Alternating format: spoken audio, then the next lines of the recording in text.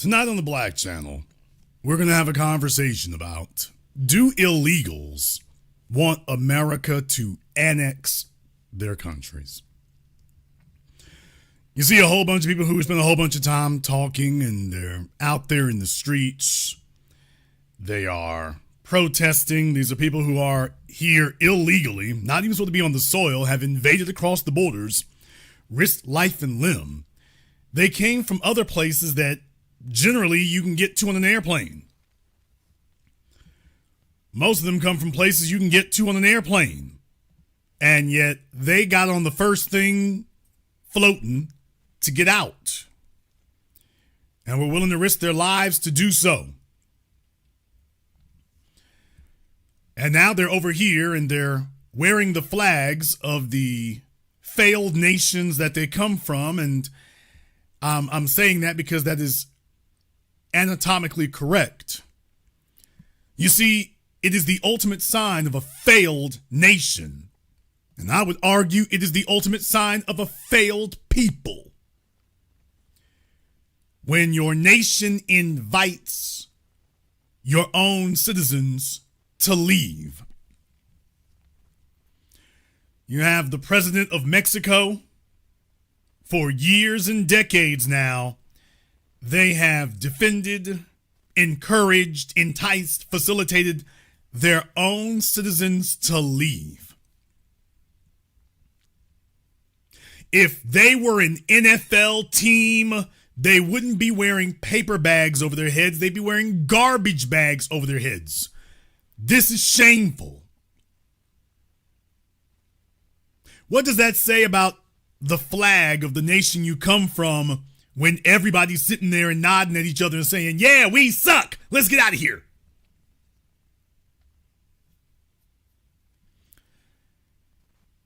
That's a problem.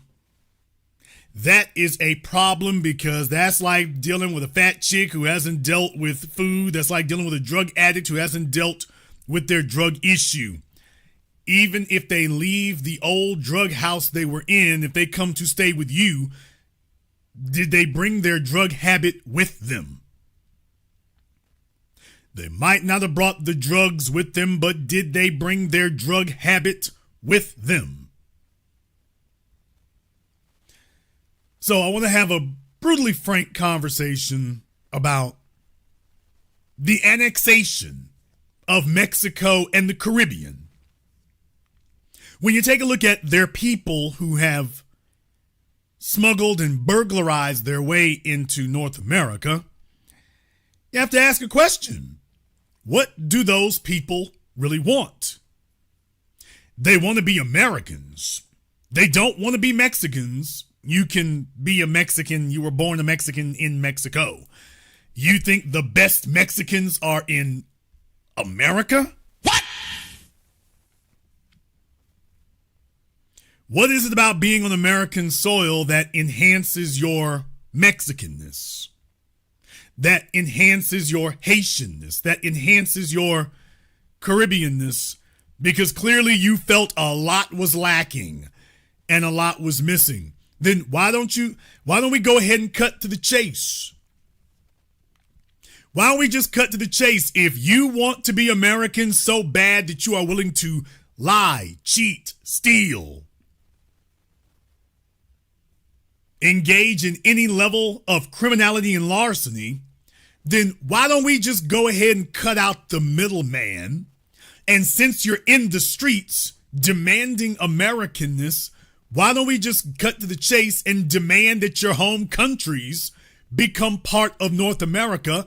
That way, you can have all those American privileges from birth and you don't have to risk your life crossing any borders. How about that one? What's wrong with that? Because you're already doing it. You're seeing American dollars back where you came from. Why are we just beating around the bush about it? Why don't we just go ahead and seal the deal and you go tell Mexico and Jamaica and Haiti and the Dominican Republic, tell them that they need to go ahead and just knock it down and make themselves a part of North America because you no longer have any faith whatsoever that they can reform or redeem themselves. That you are one of the native children of their country, and you said, man, to hell with you all. I would rather risk my life. I would rather die on my way to North America than to live staying here. Why don't we go ahead and just do that? And then we can go ahead and get y'all on the fast track. We can quit beating around the bush. We can go ahead and bring in Disney and Carnival Cruises to your nations and just let them go ahead and officially run it. We can bring General Motors down to Mexico and just let GM officially just quit all the damn kabuki theater and shadow boxing. Just let them and Exxon, let General Motors and Exxon come on down to Mexico and let's just make it official and just let them run it. All this damn unofficial stuff. This is like being the side chick. The man been with the side chick for 2 years, hadn't seen his wife in 2 years. Nigga, why don't we just make this official? What are you stalling for? What are you holding out for? What do you think you're holding out for? Why don't we just go ahead and make it official and get the flag popping and make you the 52nd, 54th state? Why not do that? Because since you don't respect borders and you don't think that borders matter and nobody's an illegal, then if America moves its border further south, damn, hey, them Americans pushing the border south, that's not nobody is illegal. U.S. soldiers are not illegal. U.S. contractors are not illegal.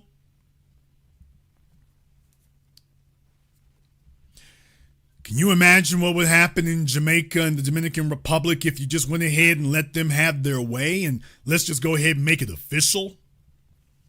Can you imagine what Mark Zuckerberg would do? They could buy whole nations down there. Could you imagine what they would do with that?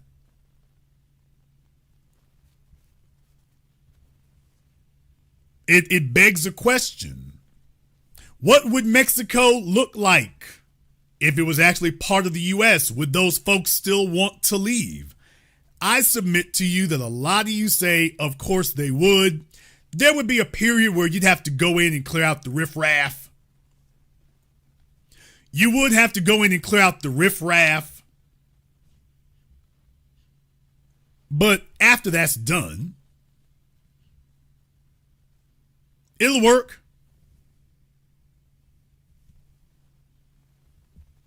It'll work. They got the people, they got natural resources, they are horribly mismanaged. So, under some new management, they like that. They could also quit pretending. They could quit pretending that they don't want to be. You got to understand something.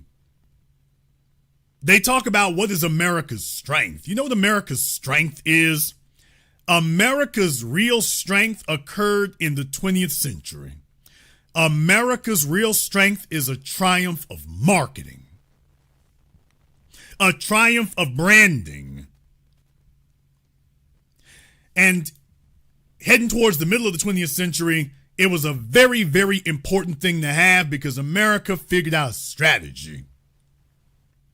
America figured out a strategy that became desperately clear after World War II. America had always prided itself on having the most innovative thinkers, the most innovative people. But then they took a look at what was happening in Nazi Germany and how close Nazi Germany came to eclipsing America on simply every conceivable level, and had come up with innovations that America had never even thought of. And that's when they realized America needs a new strategy. We can no longer take the risk that the best and brightest will be homegrown here. We need to be a place that has a brain drain, and that we are a place that opens the doors to the best and brightest of every other nation. So even if your people are born Chinese, they aspire to be Americans. Even if they're born Mexicans, they aspire to be Americans. Even if they're born Caribbean, they aspire to be Americans. Do you all realize how much of what has happened in the last century has been directly guided by the American government? The movie industry, the music industry, the advertising industry, the computer industry, these have all been directly controlled. And as you can see, the end game has worked out brilliantly. People all over the world desire to be Americans, and they can't even really tell you why. They wake up and they are born looking to get away from where they are from immediately. And then you take a look at what exactly it is they're trying to get away from. And they are willing to work, stand in the elements, be catching pneumonia, dehydration, die, watch their children fall over dead. It's all worth it. It's all worth it. Yes, the illegals would love for America to annex Mexico. Let's go ahead to annex Mexico and the Caribbean. And let me go ahead and explain to you why that is. You see, when they talk to you, y'all got to understand something. Don't be fooled by their forward face. When they talk to you, their forward face tells you how great things were back where they were from. When they get by themselves, they do nothing but condemn where they were from. The flags are simply to identify so everybody knows, hey, where you came from. But it's not where they're trying to go. There's only one group of people in North America that if they could go back, they would go back. And those are the Cubans. Those are the Cubans. Batista lost, Castro won, and everybody who was rolling with Batista found themselves on the outside looking in. And they've been trying to figure out how to get back there ever since. But it isn't because they don't want to go. But let me explain to you why that is. I have to give you a historical lesson so you can understand why these people want to be annexed. Because the Cubans pretty soon here, they want America to annex Cuba, by the way, because they don't have the military means to take their homeland back. But it goes beyond that. This is psychological. Colonization is psychological. You have to understand that. So what are some of the necessary seeds of colonization of the mind? Nobody in living memory can be allowed to remember what it was before they were colonized. You see, we as the freedmen here in America, we are a global anomaly because we have kept alive the idea of what we were before colonization.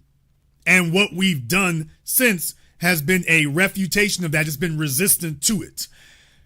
But for these other folks, the real thing is that once they reach a point where there's nobody in living memory who remembers what it was like before they were colonized, well, that's it. There's nobody to fight for because nobody remembers what it was like. So at that point, they're born in Mexico, but there's really not an identity other than food and the language. But beyond that, they're like, I can be anywhere. There's nobody in living memory who remembers the greatness of Mexico. And because of that, they get dropped off in America and they're really just looking to be workers, and they are economic residents. And that's all it is. Your Mexican flag is worthless and powerless in North America.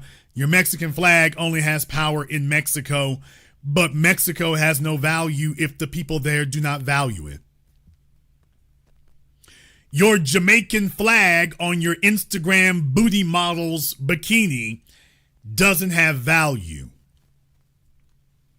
You have value when you own and control the resources.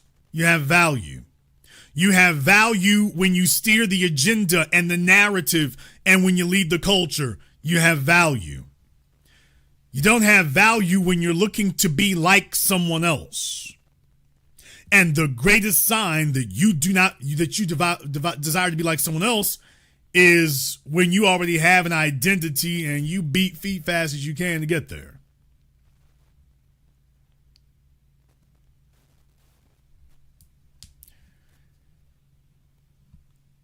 There's a reason why colonization matters. There's a reason why it matters. It matters because once you've entrapped somebody's brain, once you have conquered somebody's mind, the rest is already gone. But you know, there are two types of conquest. There's conquest when somebody else has beaten you. And then there is just being defeated. That there's nobody doing anything to you. You're just defeated. You're already a defeated person.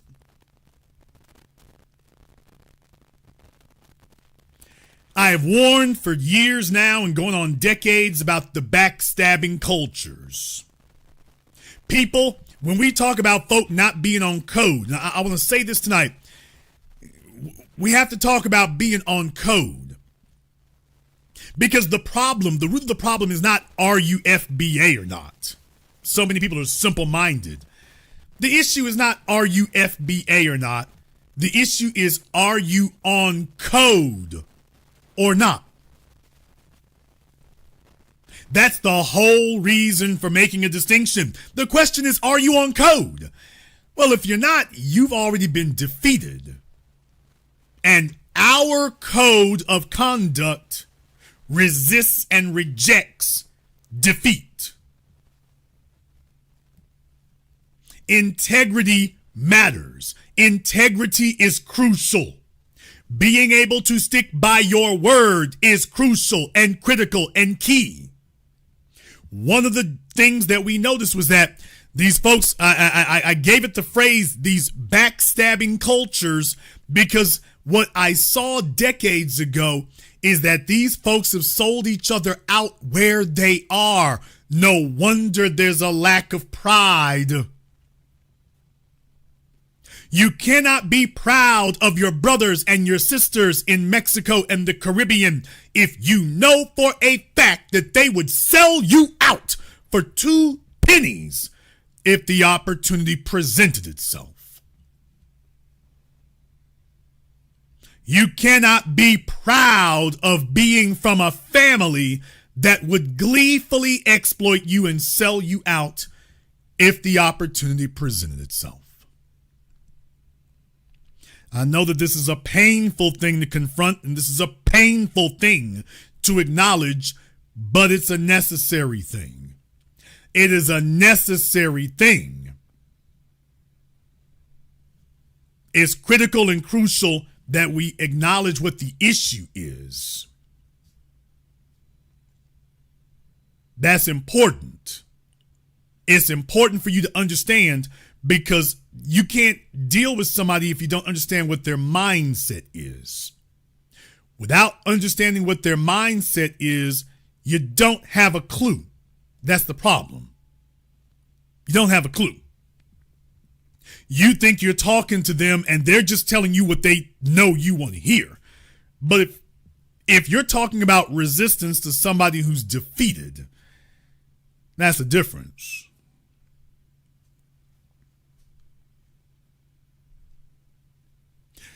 I also want to remind you that integrity matters, because if you move too quickly, you will bring the same failed behaviors with you everywhere you go. You're not a success if you have a restaurant. You're not a success when you got a flag. You're a success when people desire to be like you. What? You are not a success until people desire to be like you. When that occurs, now you have become successful. Having money doesn't make you successful. People wanting to be like you because people admire you, adopting the talk and the dress and the code of conduct. Now that is success. Let me take you over to China. Nobody wanted to be like the Chinese until Bruce Lee. When martial arts took off, all of a sudden folks want to be Chinese. Nobody wanted to be Japanese until anime took off. Maybe you had a Toyota, but that's just a car. That's not the culture itself. Anime takes off, folks want to be Japanese.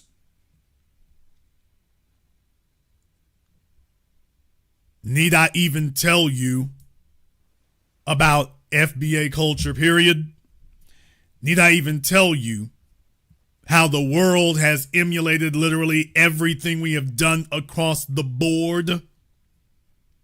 When nations want to get free and want to channel the greatest symbols of resistance, they hold up our icons because they know what works. Now, I'm talking about that right there. That's not even entertainment. That's a way of life. They don't hold up pictures of George Washington. They hold up pictures of our icons. And rightfully so, because they've seen results. These were true, unadulterated, honest brokers of justice, not of colonization. You can't hold up a picture of George Washington. That's a colonizer. Dr. King was not a colonizer. Malcolm X was not a colonizer. Fred Hampton was not a colonizer. That's the difference.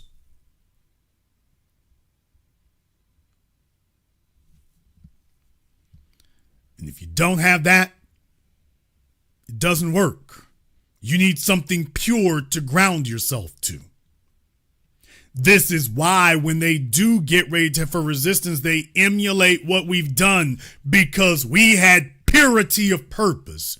And nobody has seen anything like it since. These other folks were people jockeying for power, for control over others. We were fighting for the righteous cause of justice. And there's nothing more pure. That was something that America stole after America murdered some, but not all, of our icons and revolutionaries and luminaries. America then immediately stepped in and then said that, why, this is what America is. You just murdered him. Well, yes, but this is what America is. And then they started telling you that what we did, well, that's what they are. Next thing you know, that becomes the American way.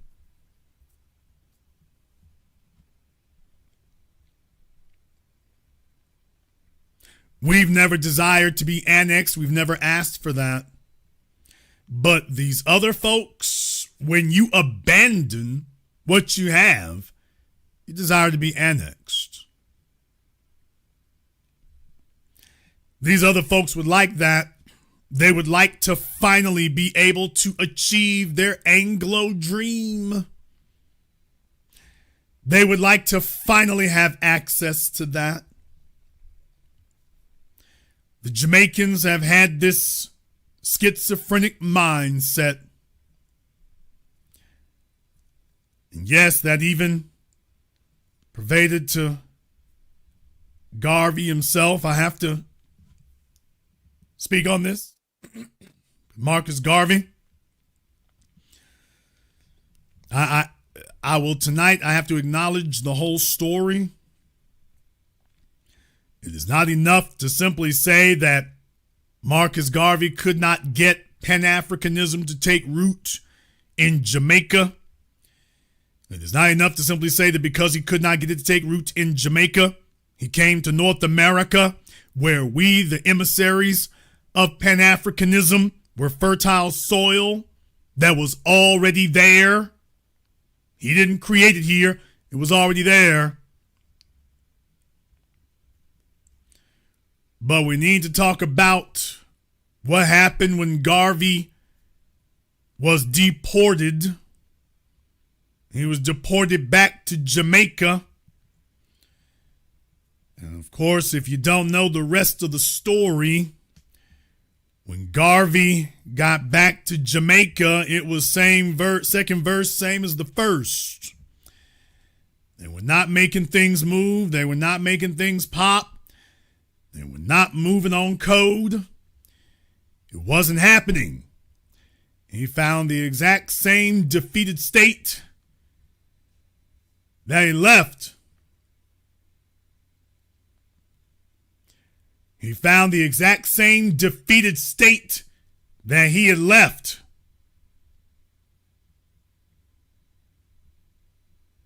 And I submit to you that Marcus Garvey died a broken man.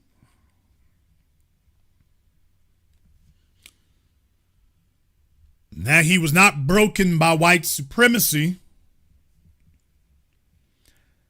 Marcus Garvey was not broken by white supremacy. Marcus Garvey was broken by Jamaicans who did not value being Jamaican. You've got some who do. Here's the problem. They are the exception, not the rule.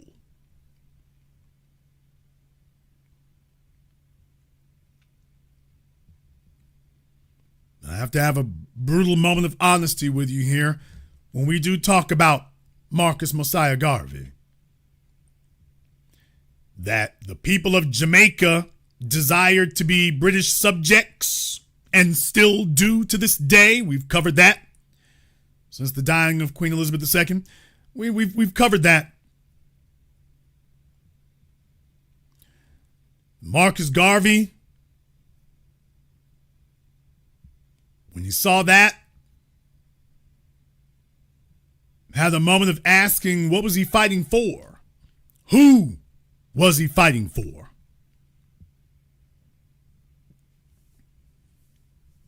And I submit to you that when you have Jamaicans by the tens of thousands bragging about their Jamaican restaurants in Florida, and their Jamaican restaurants in Atlanta, and their Jamaican restaurants in New York, bragging about that,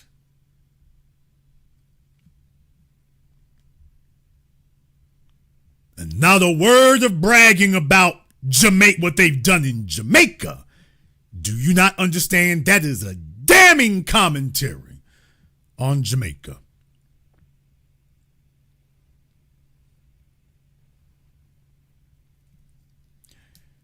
Let's be clear about something here.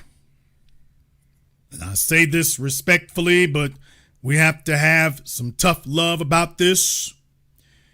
People, Jamaica, if the best you got since Garvey is Bob Marley, you keep saying that. Let's ask some questions here. Was Bob Marley an elected head of state? What? See, you got to get beyond symbolism. Well, does everybody know, hey, he's Jamaican? That's what y'all do about the Olympics. Usain Bolt. Okay. You've been taken in. You're looking for attention. You're looking for approval. But by the way, let's get down to brass tacks. Let's talk about what's real. And I am not disrespecting Bob Marley. What I'm saying is, okay, what's the significance of that? It's good to have a spokesperson. It's good to have a messenger. I respect Bob Marley's music. Absolutely. But the biggest things moving in Jamaica, that's not Bob. And the next question becomes, what has been done since then?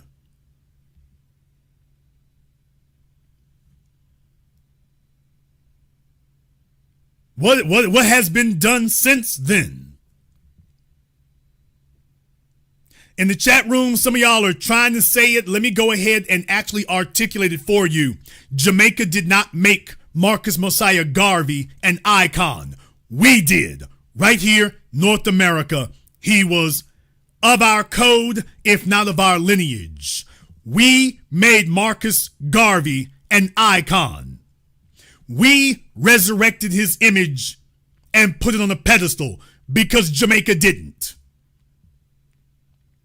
We made Bob Marley an icon. Jamaica did not do that. We made him an icon and Jamaica co-signed. As evidenced by the fact that, by the way, we haven't blessed another one since. Marley was the last one that we laid hands on and blessed. There hasn't been another one since. So to anybody who wants to try to say, well, you've had others, name them.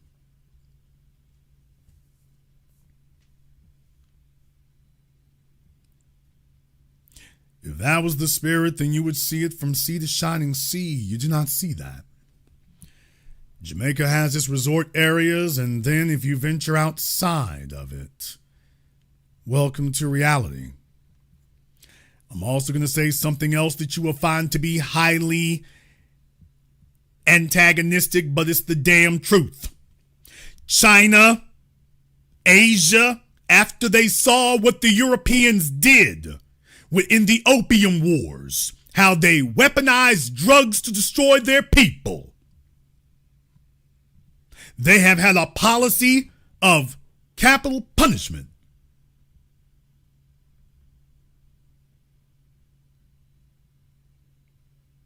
If you are a person who is bringing in drugs, using drugs, they understand that that is warfare.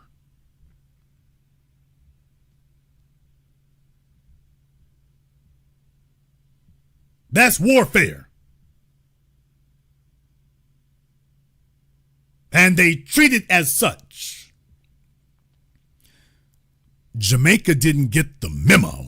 What? Damn! And deal with it. Go ahead and come on up to me and try to sell me on your religious context. Go ahead and try to sell me on ganja. Tell me, what good has that done you? I want to know, tell me the battles that ganja has won for you. Tell me the battles that being high and being stoned have won for you. I'll wait. No, I won't. Tell me the great accomplishments of your high quality marijuana. Because I can show you a people who have sat still, stoned, sitting on their own beaches that are no longer their own beaches and have been colonized while they sit right there with a joint in one hand. And the people who have colonized you from Europe and Britain and now China, none of them came with marijuana. Now, isn't that interesting? The people who've colonized you and defeated you are stone cold sober.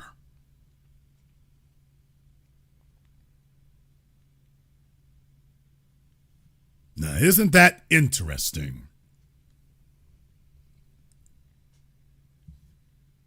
Some dumbass talking about FBA weed is better. There's no such creature. Go back to Sesame Street. Defeated individuals seek escapism. There's a damn war going on. You can't escape reality. And the people who put the heroin in your hands and the opium in your hands and the marijuana in your hands, those are the enemy. And they said, you know what? We got a new strategy. We can defeat you without firing a shot. Flood the zone. Flood them with drugs. Leave it there for 20 years. We'll come back in 20 years and we will simply walk through their own streets. And there will be no opposition to us. And what did they do? They flooded the zone. They told you how great it is to smoke weed, Bob Marley. And now they've walked back into your streets. They bring people, have you seen the size of a cruise ship? A lot of black folk live in urban areas, which means landlocked. I implore every single black person who has not had the experience, you have seen a skyscraper, I implore you, because a lot of you don't come from places that have coastlines. Yeah, I implore you to go and see a cruise ship. If you have never seen one, I mean a major one, I implore you to go see a Norwegian, Princess, Carnival, Disney. I implore you to go to one of those places and see one. Go to one of the ports of call. Go down to Florida. Go to San Francisco. Go and take a look at those things. Take a look at the size of them. These are billion-dollar creations. And then you see this enormous floating megastructure as it makes its way up the coast of Jamaica. You see this thing coming in and you realize that, do you realize that is a creature of conquest? You want to hear something more insidious there? You do realize that ships on the ocean are not subject to national laws. They are subject to maritime law. What? They are essentially nations unto themselves when you actually think about it. When you actually think about it, they're actually nations unto themselves. We're not going to get way off into that tonight, but by the way, found that to be interesting. You might want to connect the dots on that one. And then you're standing there in Jamaica, and these people might as well be extraterrestrials. They might as well be in a spaceship from a foreign planet. This gigantic vessel is pulling up here with all the power, wealth, and influence that it symbolizes. And it didn't come to bring you anything. It came to take. Yeah, I know. You think you're making money off the tourists. You are literally making pennies compared to what the people who own that massive vessel are making. You're making pennies. Pennies. As you sit there gleefully narcosized with your fire marijuana in your hands, this gigantic beast of conquest is pulled up in front of you, so massive, so large that at sunset it blocks the sun. When one of those things pulls up at sunset, it can make a shadow that can go for hundreds of yards, if not miles.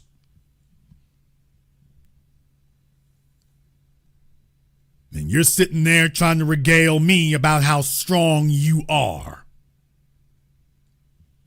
How strong you are with a joint in your hands.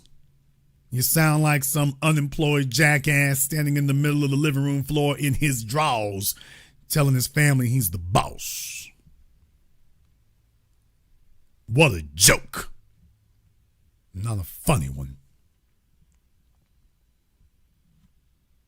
Hell yeah, you would love to be annexed. By the way, let me give y'all a moment here. I need to give you a second here to brace for impact.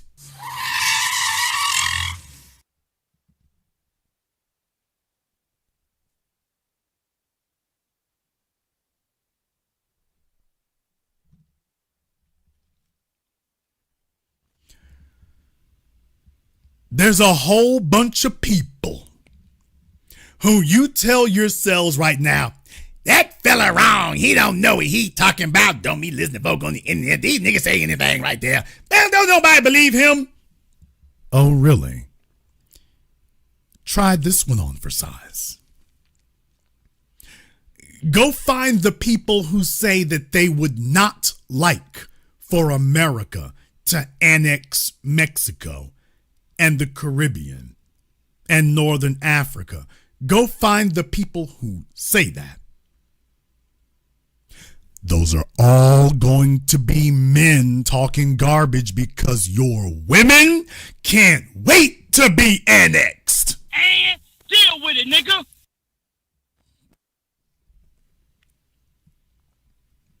Now I dare you to try to bet your life on that one.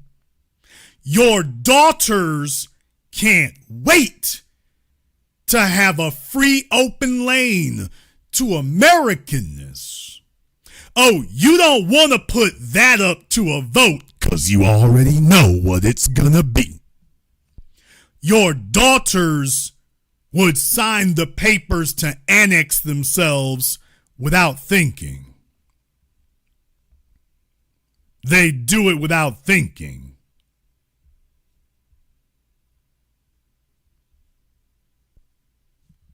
Oh boy. Hurting a lot of feelings right there. Yeah, you don't want anybody calling that on the carpet. You don't want to have to bet your life on that one. You don't want to have to bet your life on the veracity of that statement. Your daughters are the ones in the streets. Your daughters are the ones standing in the red light districts. Your daughters are the ones on Instagram. Your daughters are the ones in Miami looking for any yacht they can get on and any Ferrari they can get in. So you can sit up here and lie if you want to. Tell that old lie. If anybody wants to believe the lie you telling, I can tell them how to easily debunk you. Go talk to the women.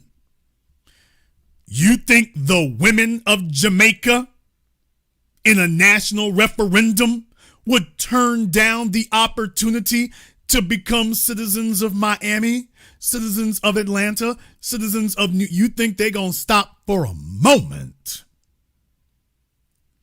when they look around and they see the males bragging about ain't nothing to life but smoking weed and chilling out?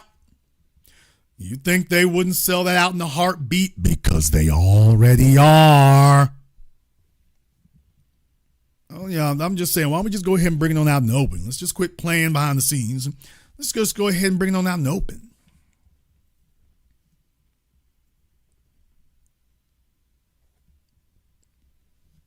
You know they would flip that switch without batting an eye. So yeah, don't get too quick trying to talk flip like they gonna be so solid, like everybody down here 10 toes down. You know your daughters would be first in line. Your children would be next. Your children would be next. I want to ask you a question here. We created the phrase, I'm black and I'm proud. There is no equivalent to that in Mexico, the Caribbean, Africa, or anywhere else. That's what we talk about being on code. There is no concept of that or equivalent of that anywhere else. And that's the way it's always been. You see, that's what you have when you have a solid integrity and solid concept. They're missing that. And they're looking for somebody else to give it to them because they've been defeated. So yes, when you think about it, these folks would love to be annexed. They just don't want to be the ones to have to say it. They're willing to whore themselves out, but they don't want to be the ones that have to say they did it. They want somebody else to do it. And it's like, hey, well, what I can do about it. But that's all. That's all.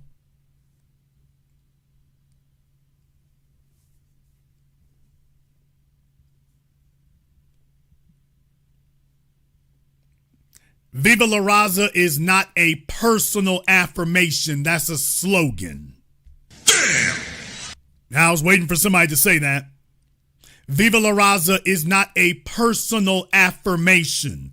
It's a slogan.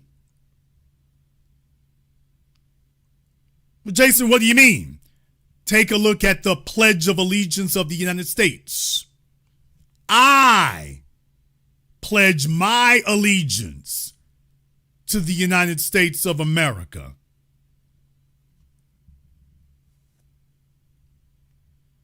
That's not a slogan, that's a personal affirmation.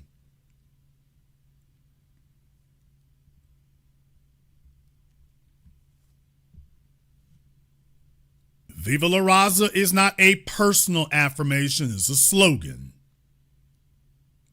You have to ask, what does that even mean?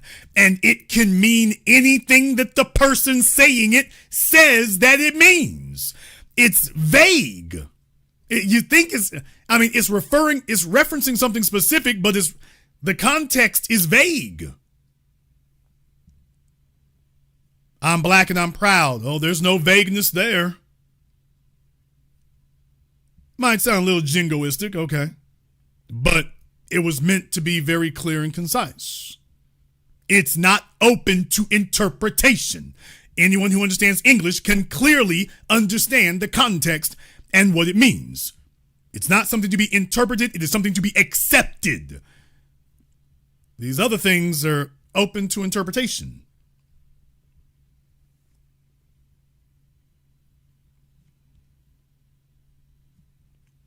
What I'm saying is that you can't be taken seriously on these things when your actions and your words are in direct conflict with each other. A proud person runs from their own soil.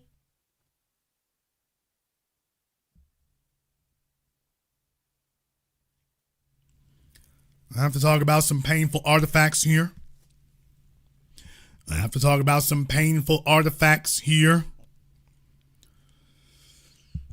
When they come across the border from Mexico,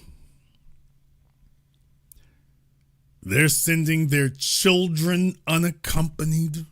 What? In America, you would be arrested if you sent your child 10 miles walking away by themselves. You can find yourself arrested for that.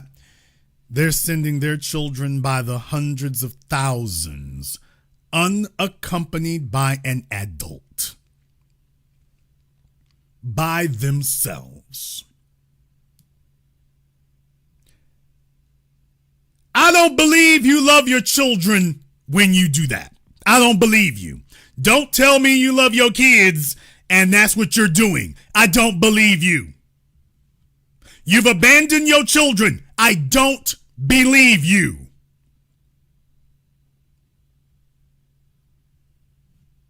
You're a liar. If you can do that with your children, I don't believe you love them. Period. Period.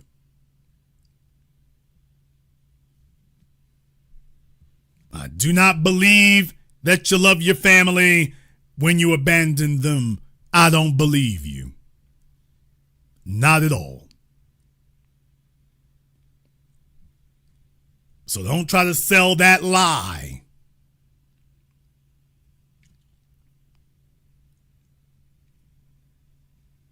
These are things and issues that need to be addressed for their own healing.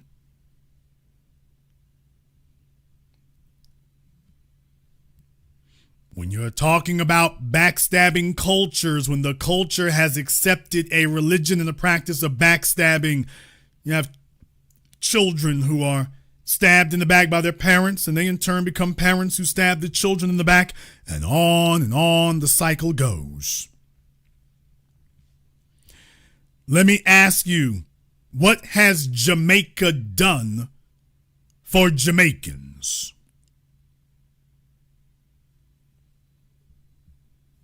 Oh, man.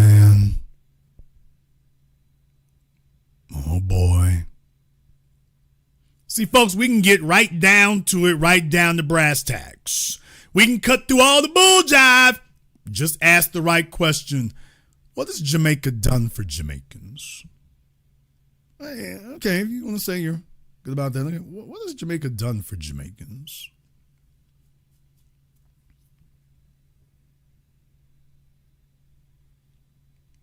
Simple question. If you are a female in Jamaica, tell me, what is it about Jamaica you have to be proud of?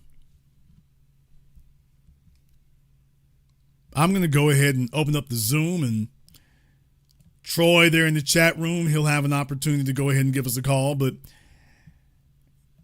what do you have to be proud of? What is Jamaica giving you that you're proud of? I'm asking honestly. It's a simple question. Simple question. And that should be relatively easy to answer. It should be relatively easy to answer. What has Mexico given them that they are proud of? Because you see, if you're proud of something, you stand by it. If you love your country, you don't run. If you love your people, you don't run. No matter what is going on. And that brings me to the next thing here. The folks you're sending are the cowards and the runners. There's no way that you're sending your best and your brightest because by their own admission, they were running. Well, if they ran from where they were born, I'd be a fool to think they're going to fight for where they are. They're only fighting to keep stealing where they are. They're not fighting to build anything. If that were a core principle, they'd be doing it where they are. These are difficult truths to be accepted, but nonetheless. You see, if you're dealing with somebody who only wants to figure out who the winners are, and then they're going to go cozy up to the winners, that's not a person you can trust.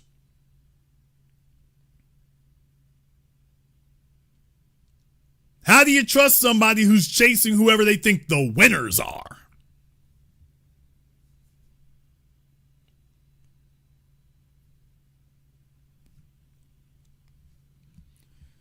So I've gone ahead and pinned the link to the top of the Zoom there. I've pinned it to the top of the Zoom. And what I want to do, I'm sending out an open call here. If you're somebody who comes from one of those places and you take issue with something we've said here tonight, or if you do come from there and you would like to see it annexed, can we just keep it real one time? Don't worry, you won't be on camera. Folks won't know who you are. But can we be real for one time? You would really like to be annexed. You would like to be an American, not some bootlegs cat burglar breaking into somebody's house.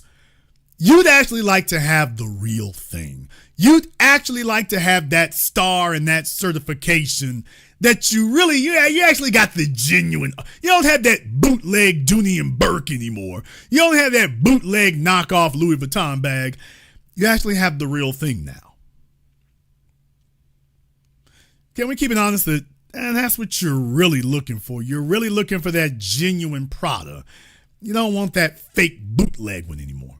You actually want the real thing.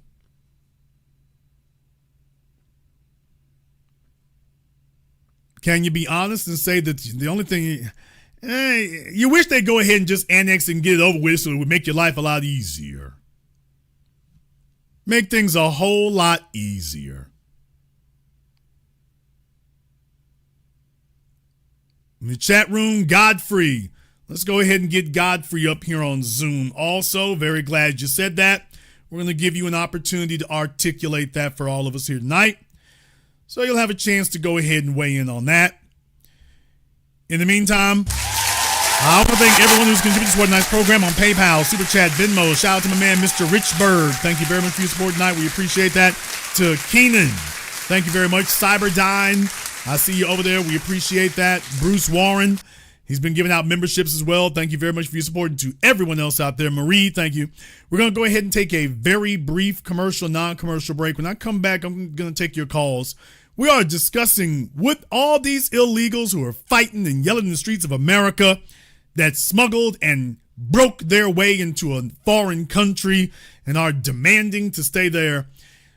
Where they come from sucks that bad. Can we just cut out the middleman and just go ahead and annex where you came from? And that way you all wouldn't have to make these trips anymore. You can just wake up in the mornings when you're born and let's just call it a day. This is the Black Channel. When you visit MrBeTheTeacher.com, you can get a copy of his award-winning book, Guidelines for the Successful Student. While you're there, grab one of his newest tunes along with fun and educational lyric videos. Never give up, don't worry, never give up, study. In order to 2 times 1 is 2, 2 times 2 is 4, 2 times 3 is 6. 2 Now swap names, he, she, they, and we. Simplify the tally divides as the fathering guide. Money multiplies and shares of what they buy. You can also acquire his tutoring services via varsitytutors.com or tutor.com. If you wish to speak to Steve Burgess directly, you can do so through MrBeTheTeacher.com. The Honey Badger and the Mongoose is a children's story for the family of how a honey badger and mongoose fight an evil alliance of venomous cobra snakes and hyenas that overhauls the balance of the savannah. The Big Five. The honey badger demands reparations. Will the Big Five give the honey badger reparations? Can the evil alliance of cobras and hyenas be stopped? The best new price for the hard and soft cover is at www.thehoneyBadgerandthemongoose.com. You can also find this book at Amazon, Audible, and Kindle.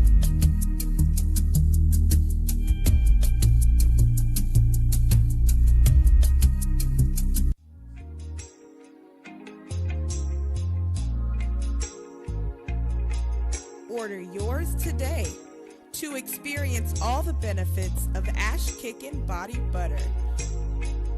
With skin so smooth and soft, you'll thank us for it. Shop Ash Kickin' online. That's ASHKICKIN.com.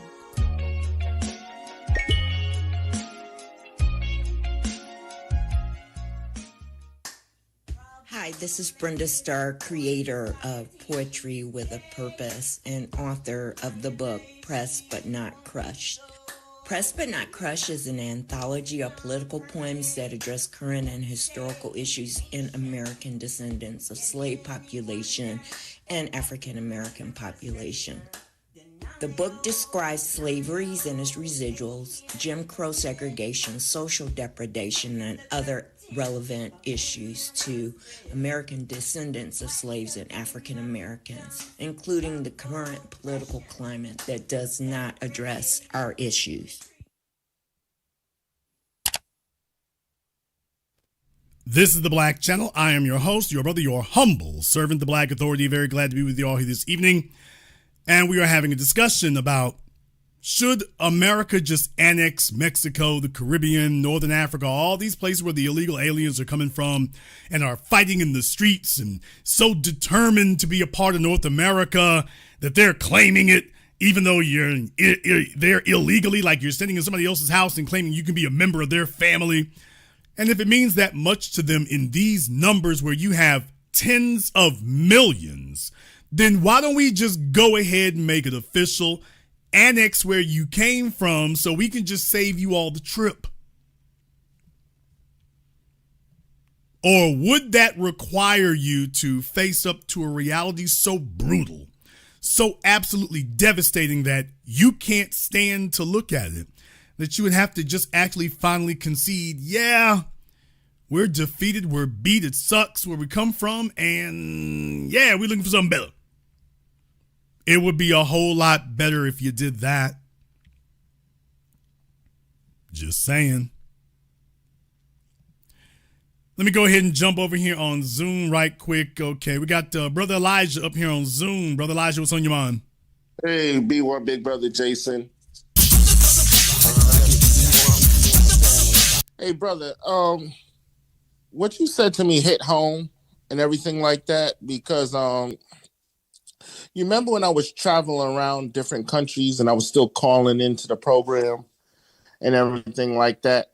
My most interesting trip, believe it or not, was Kingston, Jamaica.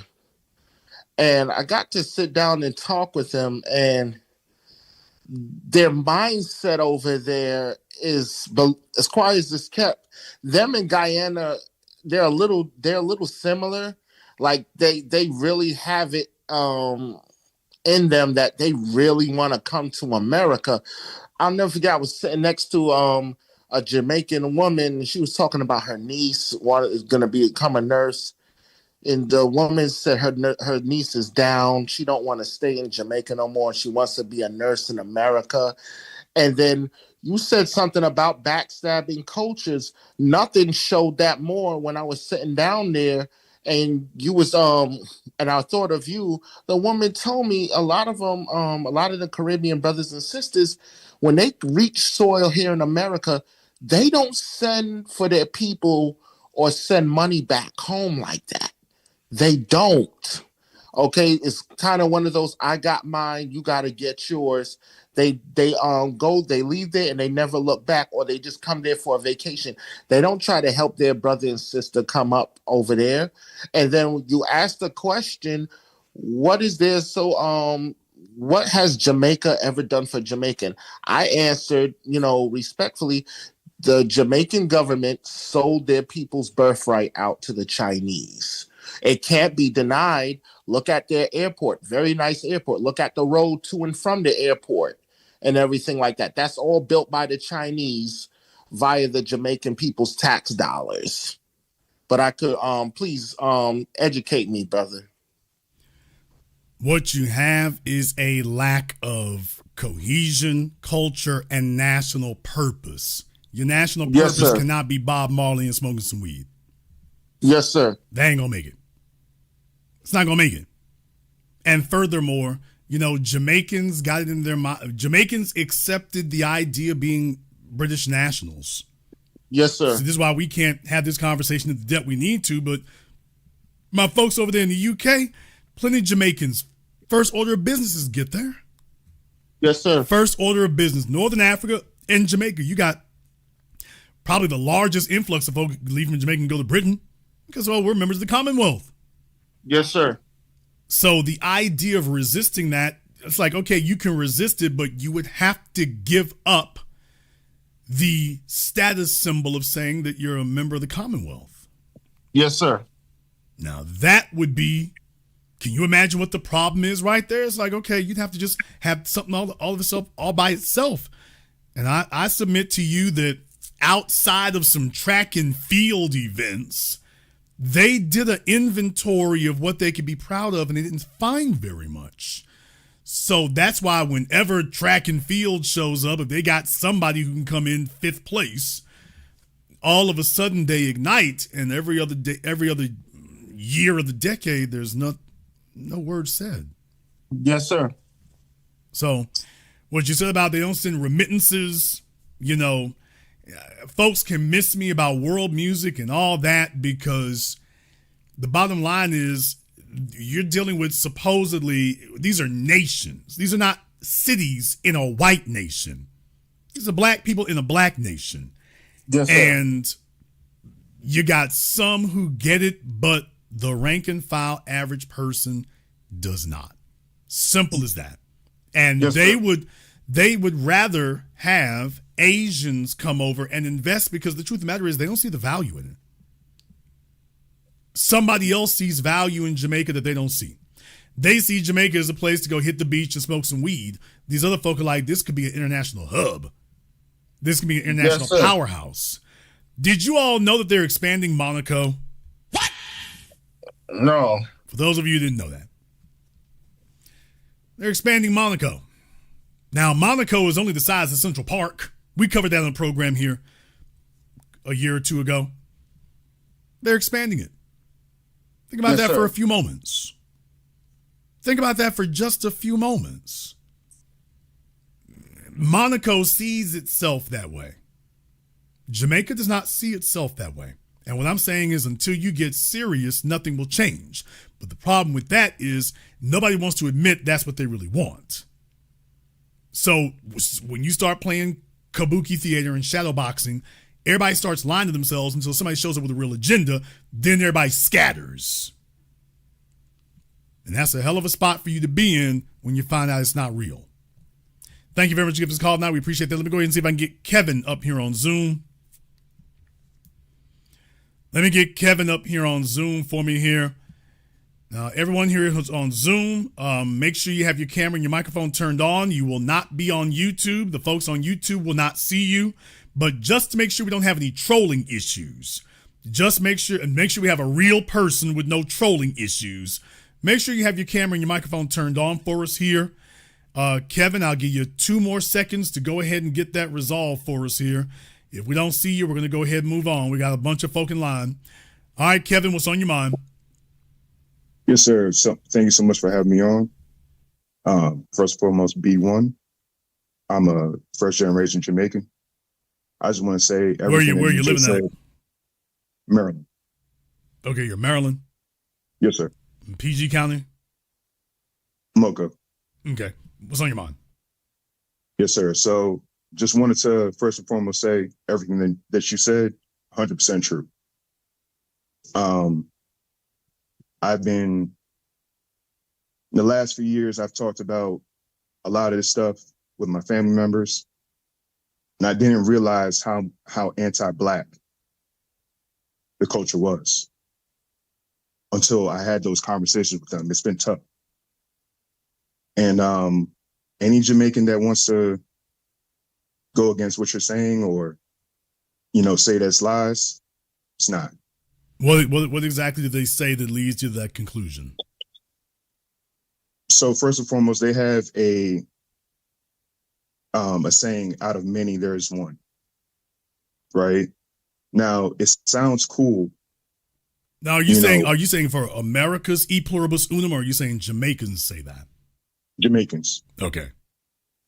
So it sounds cool and sounds beautiful on its face, but basically what they're trying to do is kind of remove the Afrocentric aspect out of it and make it into amalgamation, right? And they have this lie in their head that they defeated racism. That's why they don't look at racism as a system. They look at it as an individual. They'll only use racism when it only individually affects them. They don't see it as a systematic fight, right? And that's one of the biggest lies that actually white people tell Jamaicans when they come up here, right? That you want a war, but most of them don't know about like Tacky's Rebellion or Paul Bogle or even the tenets of Marcus Garvey. They know that Marcus Garvey came from Jamaica, but they don't know about his economic system. They don't understand about his Pan-Africanism or anything like that. So it's not really, and I'm just gonna be honest with you, the men, when they come up here or even down there, they're looking for white women, looking for Indians, or they call them coolies. Just is what it is. Just being honest about it. I want to touch on this as well, because probably the most disturbing aspect that you notice is what happens with the children. And I've been alive now half a century, and that's one of the more disturbing aspects that you notice. Let me explain what I mean. When you talk about the Jamaican males, we already know about the bastard baby rate over there. And then when they get here on American soil, for example, the beat rolls on. I mean, if you are in New York, Florida, East Coast, yeah, the Jamaican cats, that's just, I don't know if it's a rite of passage or whatever the case may be, yeah, but that's a real thing. I can speak on it. So they call it sea throwing, right? So in Jamaican culture, that's why, like, when a lot of people talk about Black American men, I'm like, you guys don't know what you're talking about, right? They call it sea throwing. So in Jamaican culture, they believe that as long as they're quote unquote financially providing, it's okay to like have just a whole bunch of kids or whatever and just not be there or whatever. So my grandfather did it. Luckily, my dad didn't do that, but you know, my grandfather definitely did that. My grandfather, both sides did that actually. But here's the thing, brother. Though so, the problem is they're not doing it. There's the real issue. The problem is they're not financially supporting them. Exactly. It's not like we got a bunch of built up, a bunch of built up legacy. Case in point, can we just keep it a $1.03? If you go to a Jamaican restaurant, half of them are owned by the females. Or Asians, Chinese. Yeah, but let's just keep it with the Jamaicans themselves, not somebody doing something off-brand. I mean, if you go to a Jamaican restaurant or a Caribbean spot, half of them are owned by the females. Mm-hmm. It's not like half of them are owned by the males. Half of them are owned by the females. That's 100%. not daddy's money. Right. Them chicks had to get out the mud and get it how they live, no comment, but they had to get it on their own. So even to the idea that, oh, well, if you have them and support them, I'm like, yeah, but that's not really happening. And I wanted to touch on also the Annex thing. I've heard Jamaicans talk about getting annexed before. I mean, there are some that may, act like they don't want that, but honestly, I don't want to sound like a white supremacist, but I remember you had a program where Matt Walsh was talking about if you can't defend your nation, you probably shouldn't be a nation. I don't know if you've ever seen the Jamaican military. I don't know if they even have one. I heard they tried to send them into Haiti. That didn't work. It's like it's might as well you send a, police force or something like that. They don't have it. So, I think most of them would probably secretly deep down inside say, yeah, go ahead and do it. And, I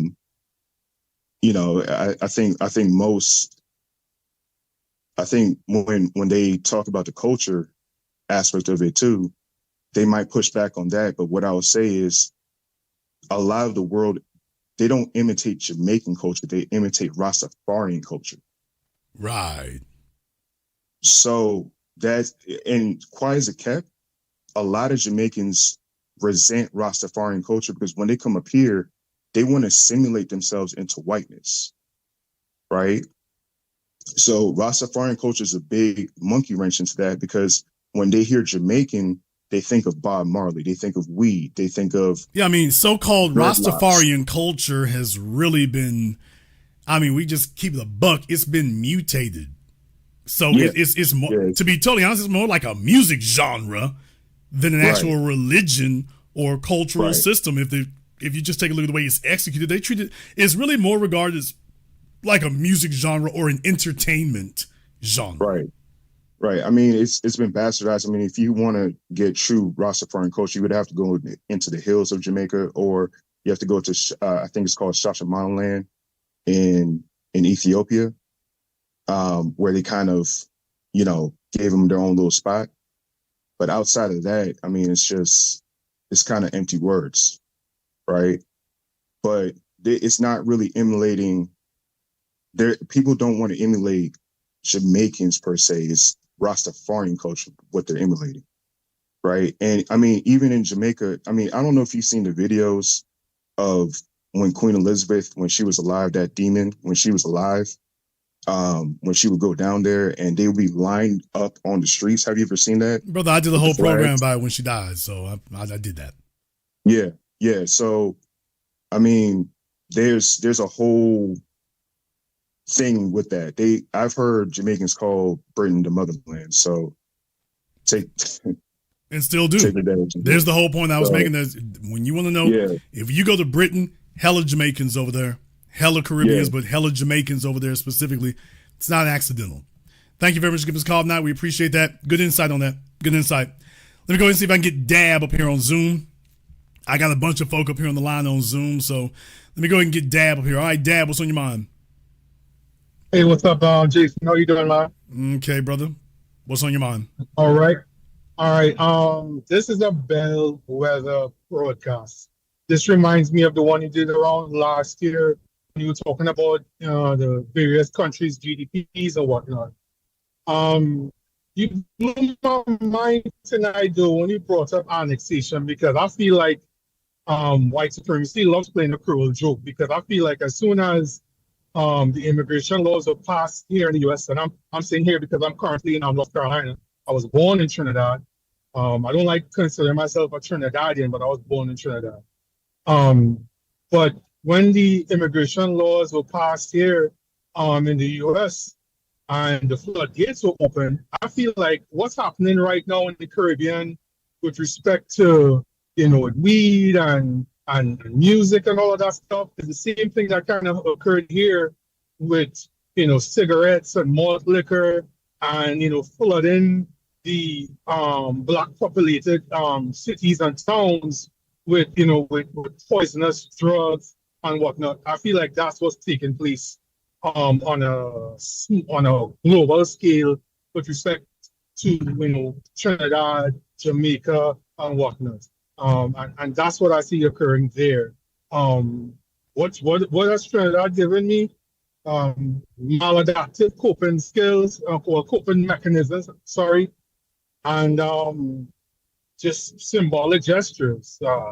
Talking about we have our own culture.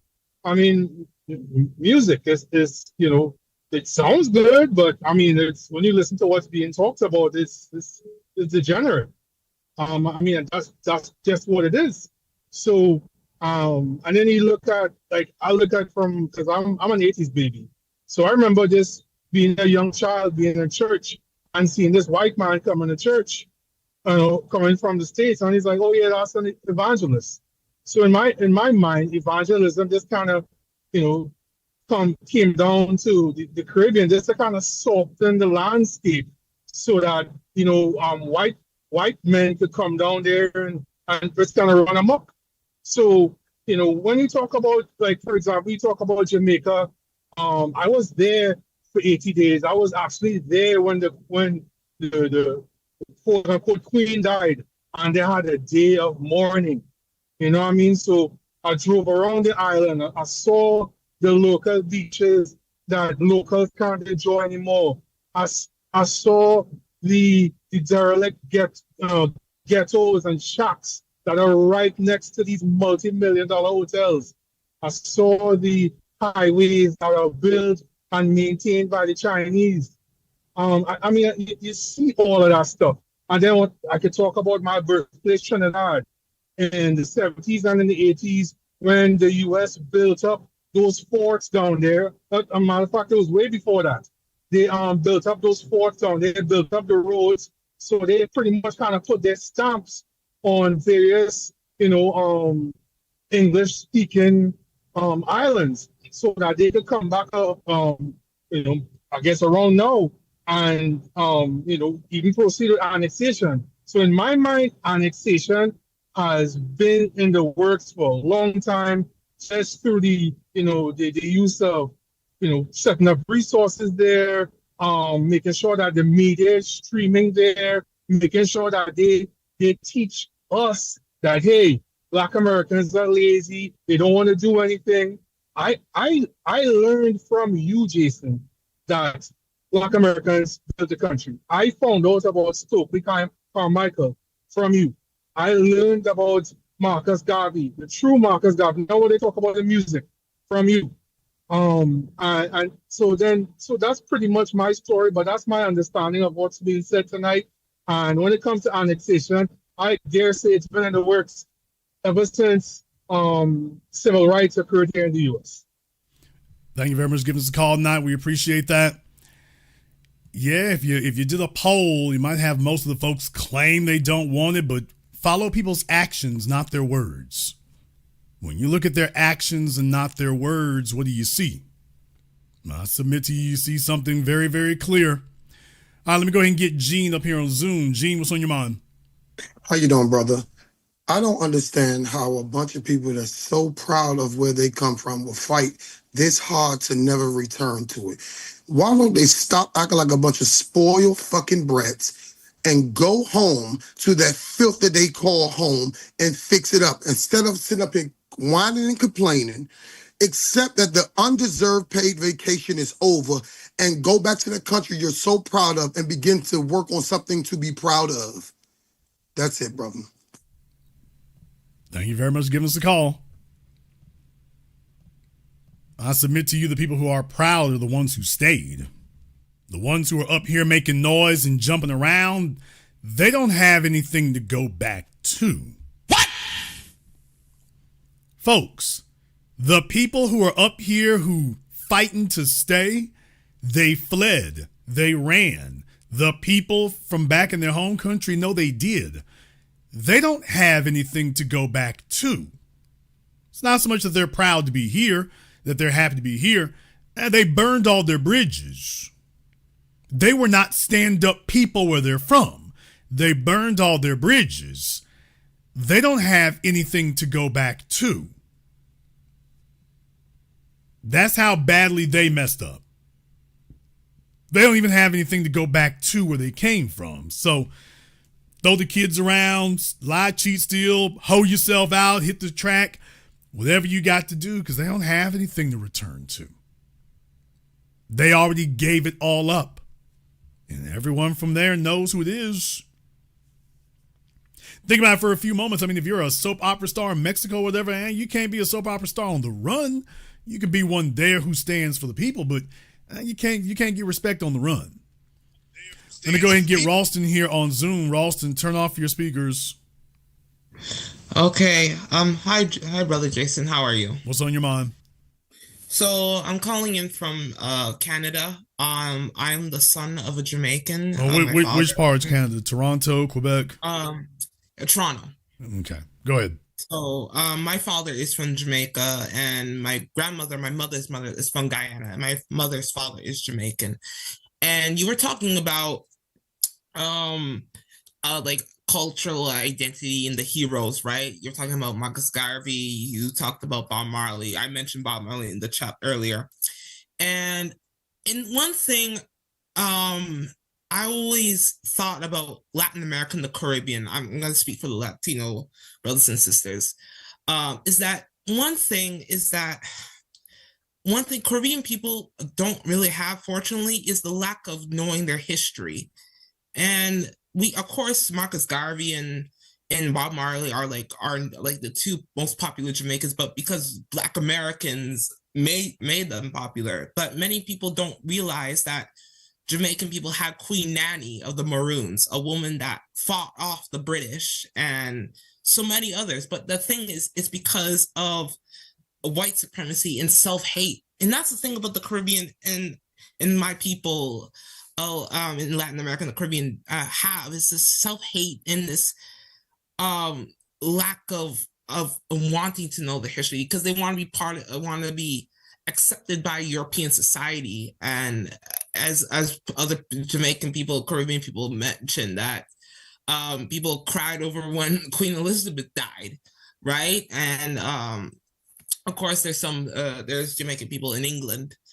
Well, let me find out here. What does your family say about my family? What does your family say that they're proud of being Jamaican for, Ghana for?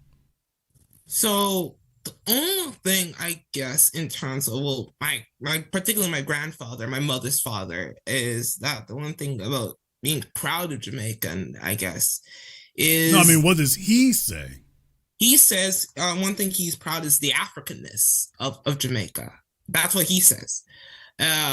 He's one of those types of elderly Jamaican people that is like African mindseted and like the culture is African and stuff, and he doesn't really and he talks about racism in the Caribbean and that they have a slave mindset and stuff. So that's what he says. He talks about racism in the Caribbean. Mm-hmm. That's interesting. I would love to get details about racism in the Caribbean. Exactly what does he mean by that? So he's talking about bleaching skin and wanting to have straight hair, well, that's not racism. That's self-hate. Okay. That's colorism. That's not racism. You see, when you don't have any white folk around, to give you the direct rub off of it. When you adopt the mindset, all right, that's in many ways worse. They didn't have any true white supremacists, so they said, hey, we'll take over from you. They didn't have to have a white supremacist government to put it in them. So when you think about it, like I said, it would be different if there was a white person doing that to them, but we're talking about a majority black nation, not a city in America. We deal with having cities in America. Well, it's a white nation. We got a city here or a city there. And we got is a relative term.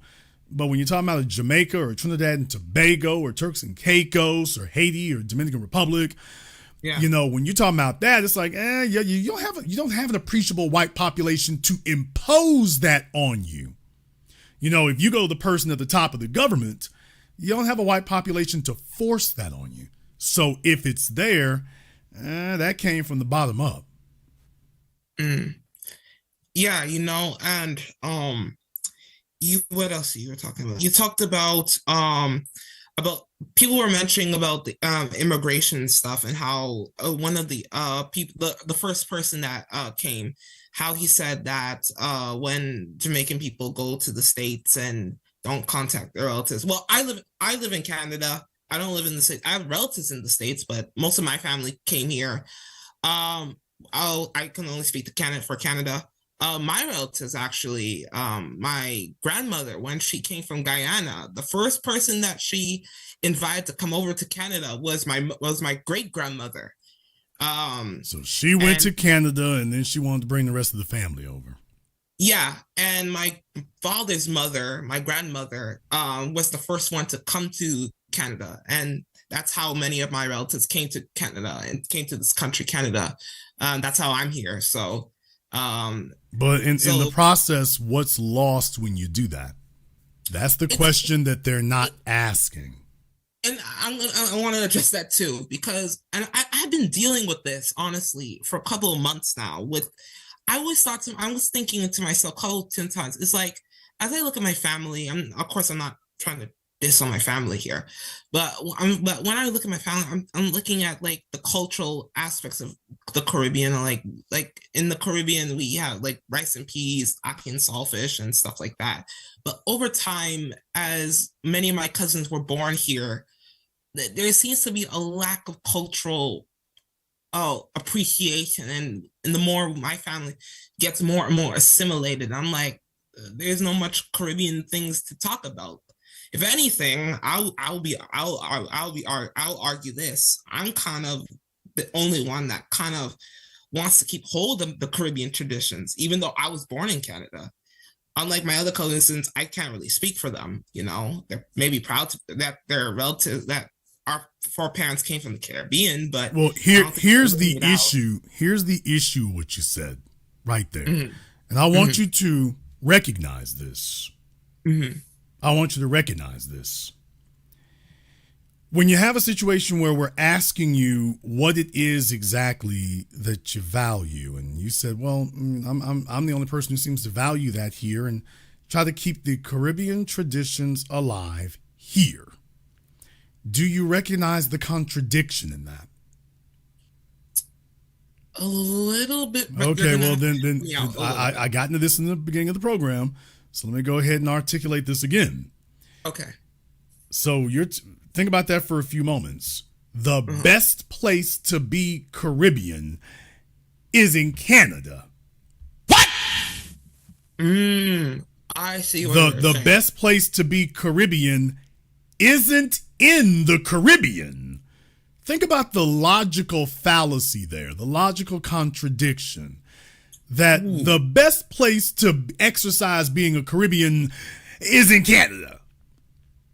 Well, that's already a complete refutation of being Jamaican, of being from the Caribbean. That's a direct refutation. If you say that would be like a Catholic saying the best place to be Catholic is in Iran. The best place to be Catholic is in Saudi Arabia, not the Vatican, not Italy, not Europe. The best place to be Catholic is in a Muslim country. Yeah.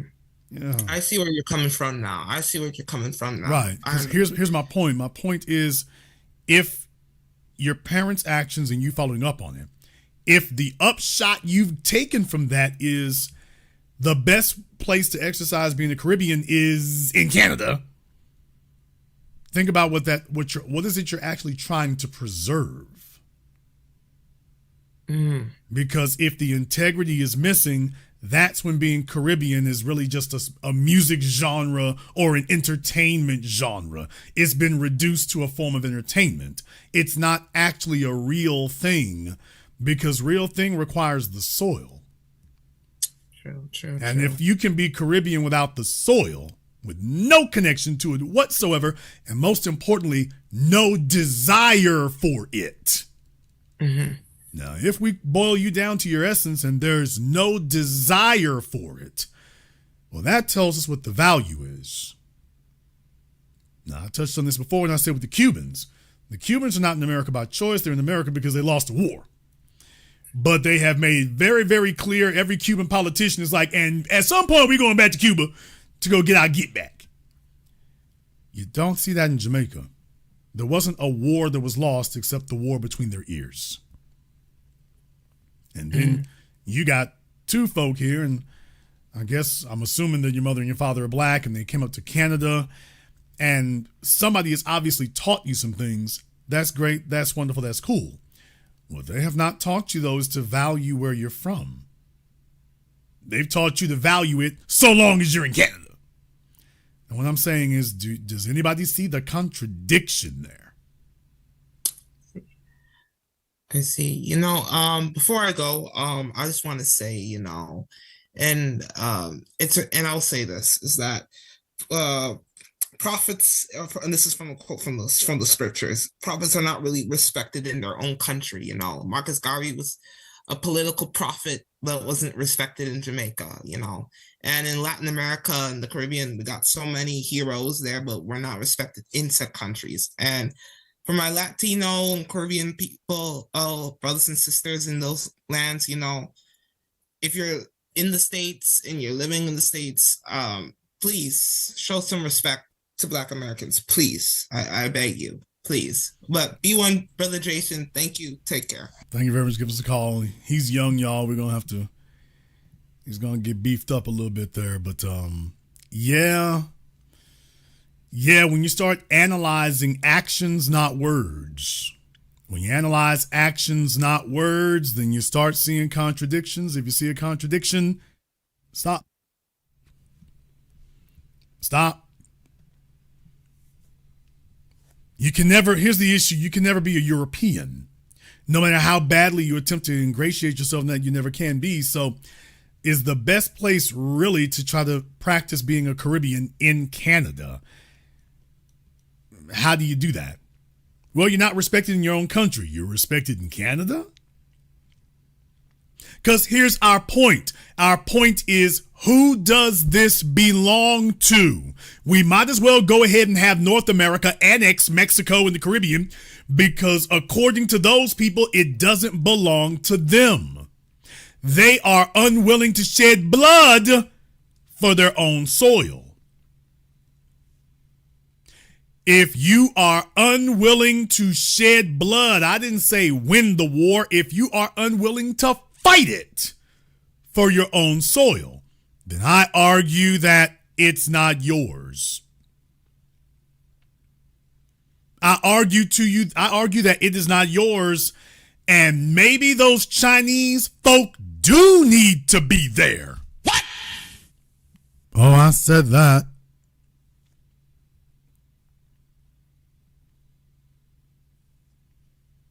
If you have been handed a jewel like Jamaica, if you've been handed a jewel like Haiti, like the Dominican Republic, and this is the most you think of it, then maybe you do need to go ahead and let these Europeans and Anglos go ahead and annex you, because that's what you really want.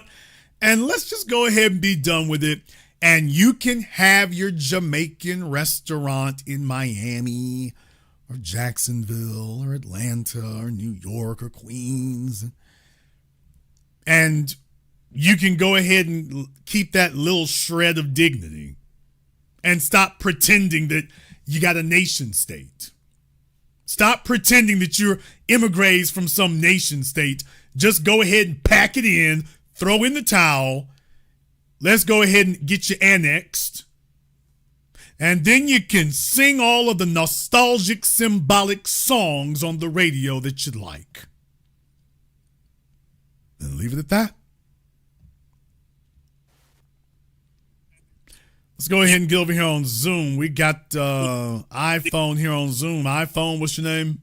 Yeah, this is Jafar, President Jafar. Okay, President Jafar, what's on your mind? Nothing much. I was told to call in. Then you already know. Then you already know why you were told to call in. Well, all I stated was, I was born in America. I was educated in Barbados. Got free education, free healthcare there. So I understand where you're coming from in terms of the Latinos. How you were born. Okay, you were born in America. Yes. And yes, you're sir. saying at some point you went to Barbados? Yeah, I was educated there. Yeah. Okay, he says educated there. I don't know what that means. I went to school there and did University of West Indies, all that. Okay, what grade did you go to school there? I went there from the time I was 8 years old. Okay, so elementary school through college? Yeah. Okay, so he stayed there for at least a decade. More than a decade. Okay, and where are you today? I'm in America. Yeah. Oh, so he was born in America. Mm-hmm. He got to go experience the charms and the benefits of Barbados. Yes, sir. And he made his ass straight back over to America just as soon as he could. But yet he's in my chat room regaling us of quote unquote the benefits of Barbados. Yeah, he loved the benefits so well that he said, nigga, I'm deuces out. This is my right to be here too. I'm a dual citizen. So okay, why don't you exercise your right to Barbados? What's wrong with Barbados? I go back and forth between Barbados and America whenever I feel like. Not true, because if Barbados people, that's a big inefficiency. Nobody jumps back and forth between the place. You'll go. When's the last time you went to Barbados? 2 years ago. I have a house down there. How long did you stay? About 2-3 months. Okay, and so you go to Barbados for 2 or 3 months. That's called a vacation. we do that. Yeah.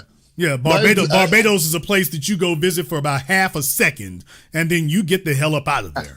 Yeah. Brother, why are you all just, I know it's cognitive dissonance. This is a very difficult thing to have to just accept, to just say, yeah, it sucks. No, it doesn't. No. Okay, if it didn't suck, you'd be down there for 2 years and in America for 2 months. You wouldn't be in America for 4-5 years and in Barbados for 2 months. That's not the way that works. So you life is limited. You give the majority of your time, which is the only resource you can't get more of. You give the majority of your time to the place that's giving you the most benefit. So do the Jewish do the same? You are giving your time to the place that gives you the most benefit, to the place that you feel is most valuable. Does the Israeli citizens do the same? Don't they do the same thing and go between America and Israel? Israeli citizens? No, Israeli citizens do not go between America and Israel. They go to Israel and there they are. I don't agree. This isn't up for debate. This isn't up for debate. Where does Benjamin Netanyahu live? In Israel, but he's from America. Okay, where does he live? Well, right now he's in Greece. Okay, sir, he lives in Israel. Yeah. And you know what he's not doing? He's not in America. He's not in Pennsylvania for 4 years and in Israel for 2 months. He makes a lot of trips to the White House, though. Okay, sir, he makes a lot of trips everywhere. Bottom line is he spends most of his time in Israel. Okay. Yeah. Now let's talk about what's wrong with Barbados. What? Yeah, please. Sir, you're the one who's making sure he spends as little time there as he possibly can. So Nothing's what's wrong with Barbados? Only thing's wrong with Barbados is the same thing that happens between all emerging colonial states. Colonial states? How can Barbados be a colonial state, sir? Post-colonial state. Okay, apparently it still is, because you ain't trying to make no roots there. Really? Yeah, really. Apparently it is. You have access to it, and you make sure your access stays limited. Now, the white folk down there don't do that. Yikes. Now, I wonder, what is it that they see in Barbados that you don't? They have all the land and the resources. Oh, really? Oh, really? Yeah. Well, they must be the majority of the population. No, are the whites in South Africa the majority? Okay, so they must. Okay, the population? white folk in Barbados must be the majority of the population if they have the most of the land. No. Okay, then what's preventing you from having the majority of the land? Stop playing word games. You know. Then what's preventing you from having the majority of the land? So, don't the whites in South Africa have majority of the land as well? And they Sir, and the same question will apply to them, but you're changing the subject. Let's talk about you in Barbados. Why is it that you in Barbados don't have the majority of the land? Why do the whites have it? Because they had it from slavery. Okay, how did they get it? They conquered the whole Caribbean and Americas. Okay, are they the majority of the population in Barbados? No. Then they don't have then to what? be. Okay, so you're saying that they took the land from the majority there. Why doesn't the majority take it back? Because they're backed by superpowers. Either They're England backed by or USA. whom? The white structure in England, Europe, and America. That sounds like coward talk to me. Right. So what happened in Grenada? That sounds like coward talk to me. You're the majority of the population. You're Grenada not. tried to You're do not the a same city. thing, and what You're a did they do to nation. Morris You're Bishop? not a city. Same You're a thing. nation state. And every time we turn around, there's an excuse for leaving it like it is.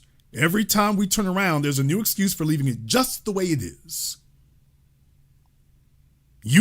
That's your nation, you're the only ones you answer to. You know it doesn't work like that. Nobody is fighting no damn war over Barbados. And there is no colonial power claiming Barbados. Really?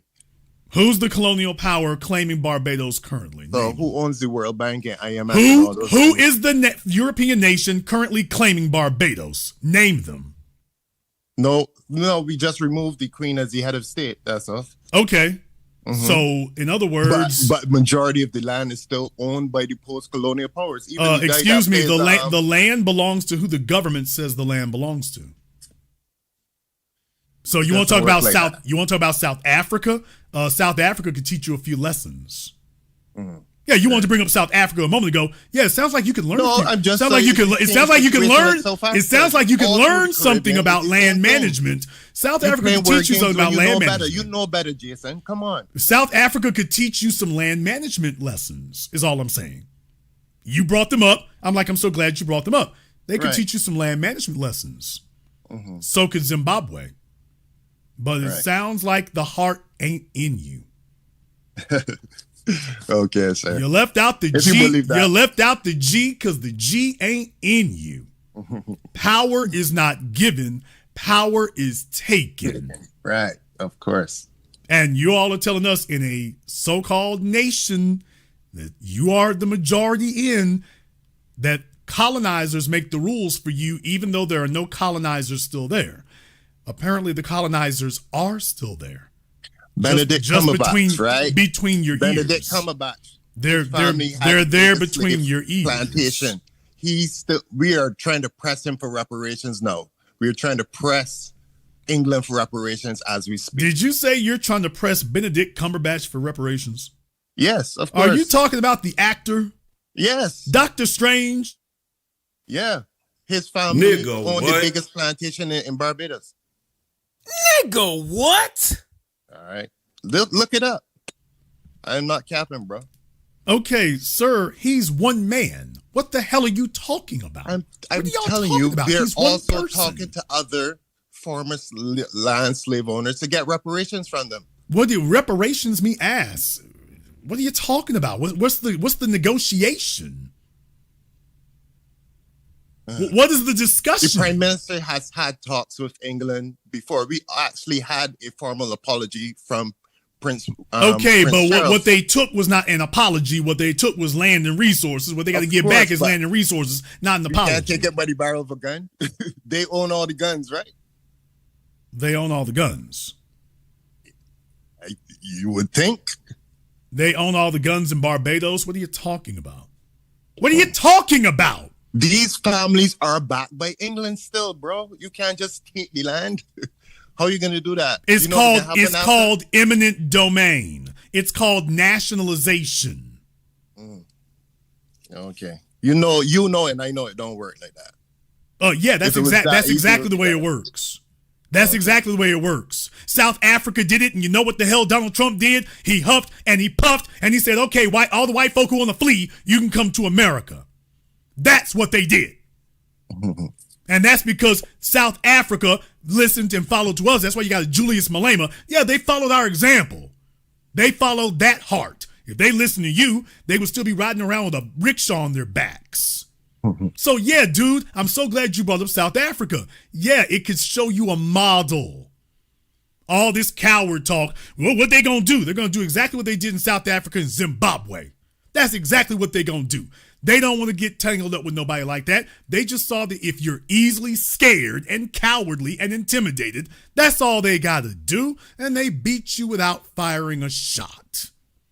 And this is how you end up being born in America, go to Barbados and say, yeah, Barbados, get it how you live. And this is the legacy they hand down to their children. He's not even giving people, understand something. Courage doesn't take money. Courage, just talking, at least stand up for it in rhetoric. Courage don't cost a penny. And he doesn't even have that. Listen to the talk there. This is not talk of resistance.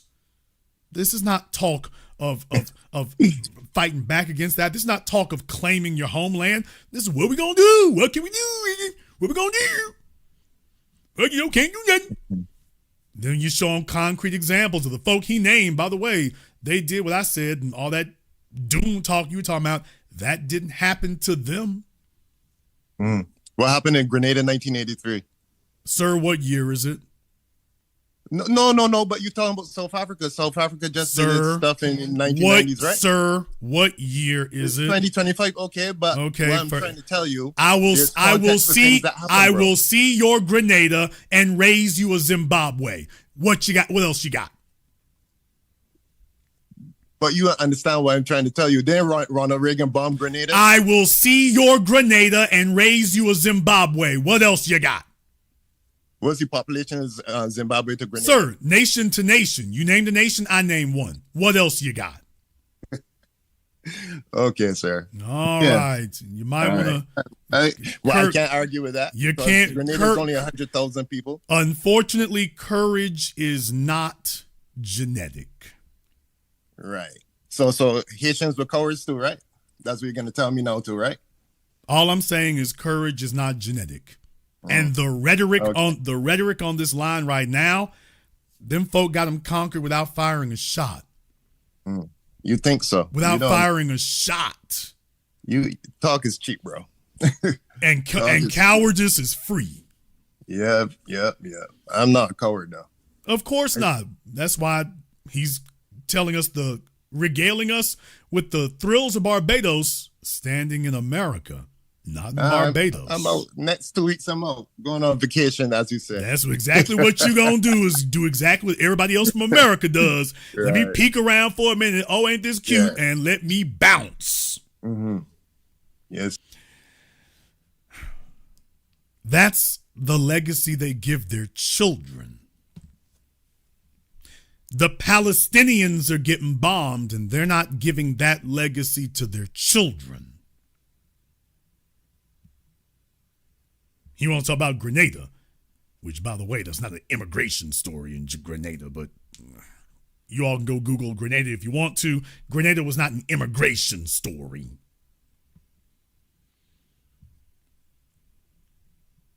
People, they're ready to be annexed. There's no reason he can't be annexed. He's like, man, look here, I've already dropped my draws. Go ahead and give it to me. Let me tell y'all, if they offered him a housing voucher, he let them do their thing. And deal with it. He just let you know, if the U.S. government gave him a housing voucher, he'd sign on the dotted line. It's whatever it is. These are the conversations that they're having. These are the conversations that they're having.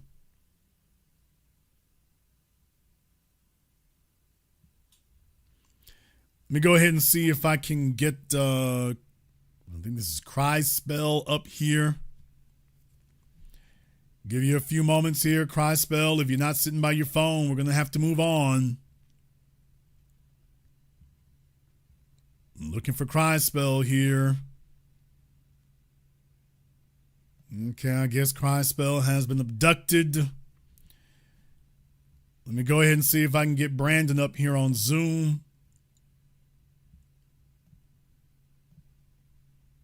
Okay, Brandon, what's on your mind, brother? Hey, what's going on, JB, man? I definitely want to say, man, you cooking with fire tonight, man. You cooking with hot grease tonight, man. So definitely got to give you your, let me close this window, man, in case there's any distortion. But yeah, man, I was definitely calling on up though, because I definitely missed some of your broadcasts from last night. Still working or whatever. But yeah, I just wanted to see, man, did you see that viral video going around of that Cuban woman basically repeating what you said earlier about how they understand that that if you're gonna be in America, you better learn to kiss some black ass?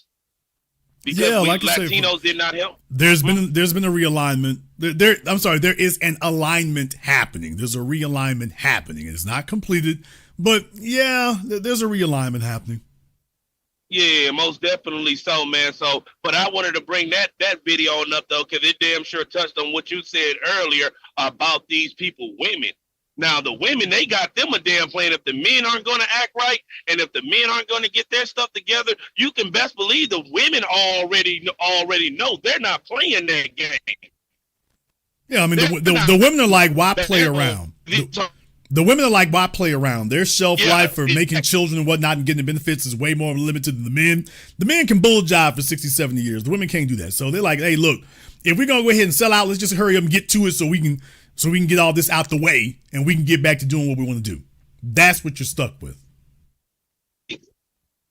Exactly though. And it just all came into fruition. So you most definitely hit the nail on the head with that one. There are definitely these women ain't finna play with them. These women ain't. They can sit up here and say this and that about their homeland and say that they're gonna do this. Man, the women will sell that whole damn country out instantly in a heartbeat without even thinking. They ain't going back and they never will. And they damn sure ain't finna ride with they damn men to the end about trying to go ahead and say nothing. They are tired and done though, so these dudes can sit up here and play around like this dude from Barbados or whatever, trying to big up Barbados, and his ass sitting up here can't even tell you who the hell is even colonizing them. He doesn't even have a damn enemy to damn pick and still trying to be kind. People will literally sit their ass up here, get thumped on the head, fall on out, and just say, okay, you defeated me, give me some money. These folks are sitting up here looking for a slip and fall lawsuit for their whole damn country. And that is just really the truth. They are not going to go ahead and fight for this. They really just want, that's all they really want, is for America to just come on over, flick them in the damn head so they can fall on over, say, give me a check and some citizenship and call it a day and call it a damn day, because that's all they really want. So I just wanted to go ahead and call on up and say this. And speaking of that, I remember some years ago back down there in Florida, why a lot of these, especially these Hispanics and these illegal immigrants, have a lot of vitriol for foundational Black Americans. I remember some years ago down there in Florida, it was a bunch of Latino, illegal, construction workers, a bunch of illegal construction workers out there in Florida. They called themselves trying to unionize out there in Florida and called themselves walking off of job sites. And just the next day, black folks showed on up, ready to go ahead and get those jobs and get that pay, and then they immediately backed down and came back right back to work. It was just like almost wasn't even a whole dang on week. They called themselves trying to be on strike on Monday, and by Thursday they were right to work, and you didn't do nothing else about it. Yeah, I mean, So they don't have enough money for a long-term boycott or a long-term strike. They don't have enough money for it. The bills is too short, it's too due. They don't have enough money for it. As far as annexation is concerned, I want y'all to understand with Mexico, don't y'all understand if Mexico had the opportunity to have a true, genuine Anglo running things there, they'd leap at it. And deal with it. Mexico, take a look at take a look at the native population, then take a look at who they elect. If they had an opportunity to elect an actual true Anglo, that's what they would really go for. Everybody knows it. If they could have a blonde-haired, blue-eyed representative running things, that's what they would do. They do that. That is the ultimate improving of the race. They'd be like, we have arrived. We're up here in America talking about your first black president. Mexico would be like our first white one. Finally. Took us forever. But we finally got one. That would be all it would need to be. Did. I'll let you have the last word. Oh man, just wanted to go ahead and just say, man, you damn sure doing your thing, man, calling it all on out. I've definitely been following these stories, man, and you just definitely right, man. And these people know what the deal is. They know that they're just waiting for any incident to happen so that they can go ahead and just fall right on America. They're defeated without even putting up a damn fight. They're already defeated. So you know what though? B1 Jason, we ain't got time for this. To all the immigrants on out there, ain't no hate, but don't you sit up here and just try to play us like fools though. You ain't about that. The G ain't in you. You're not fighting them for nothing. You're not going to stand on business. You don't really want the country. So I tell you what though, you right though. Just go ahead and give it. Just go ahead and give it on up. Just say what's real and stop being cowards about it. Be one, brother. Thank you very much. Give us a call tonight. Let's just go ahead and, hey, why don't we just go ahead and get rid of that border at the World Trade Bridge in Laredo? Why don't we just go ahead and undo that, knock the things down there, make y'all part of America at least halfway down? Why don't we just go ahead and do that and get that out the way? That way you can quit with the bull jive and all that other stuff. Let's just go ahead and do that and be done with it. And stop playing around like there's something else you want. If that's what you want, let's go ahead and hammer out this deal. Let's go ahead and just hammer out this deal. We'll let Trump or Brad Pitt be your president. And then we can just call it a day. Every Mexican female will have access to a Ben Affleck. Nigga, please. All the Mexican females, you'll finally have free floating access to a Ben Affleck. You don't got to sneak around in the shadows anymore. We can go ahead and just be done with it. We'll hook you up.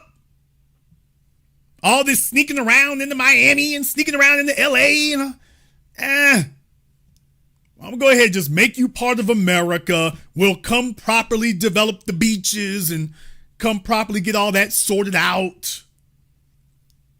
We'll deal with those cartels. We'll go ahead and get that sorted out. You can go have your Revlon and your Maybelline commercials and some soap operas that last more than one season. Think about that for a few moments. Hey, our soap operas are on the air for 30 years, not 30 months. I mean, you could be a star for life. You know? Just saying, hey, think about it before you turn down. Don't be rash. Think about it before you turn down. Best deal going when you consider it. Let me go ahead and see if we can get Flex up here on Zoom. Where is Brother Flex at? I'm looking for you here. Okay, let's not keep us waiting all night for that. All right, Brother Flex, what's on your mind? How you doing, Mr. Black? Personally speaking, I wouldn't want my country to be annexed. But if I have to be honest, we don't deserve Jamaica. Well, I mean, let me stop you there. Now, I understand that you don't want it. No, I want it. No, you said that you don't want your country to be annexed. Or are you saying you do? Yeah. No, I don't want it to be annexed. Okay, that's what I'm saying. I don't. understand that you don't want that.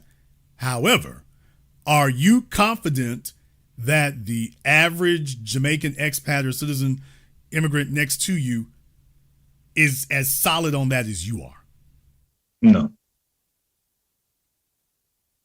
Just the last election alone, the way how the prime minister won, all he did was resonated with the music culture, dancehall, wore some Clarks, a flashy suit, and he won. That's how he won. And that's embarrassing to say. What was he offering? Basically nothing. He said he was gonna do better, but he just lied about it.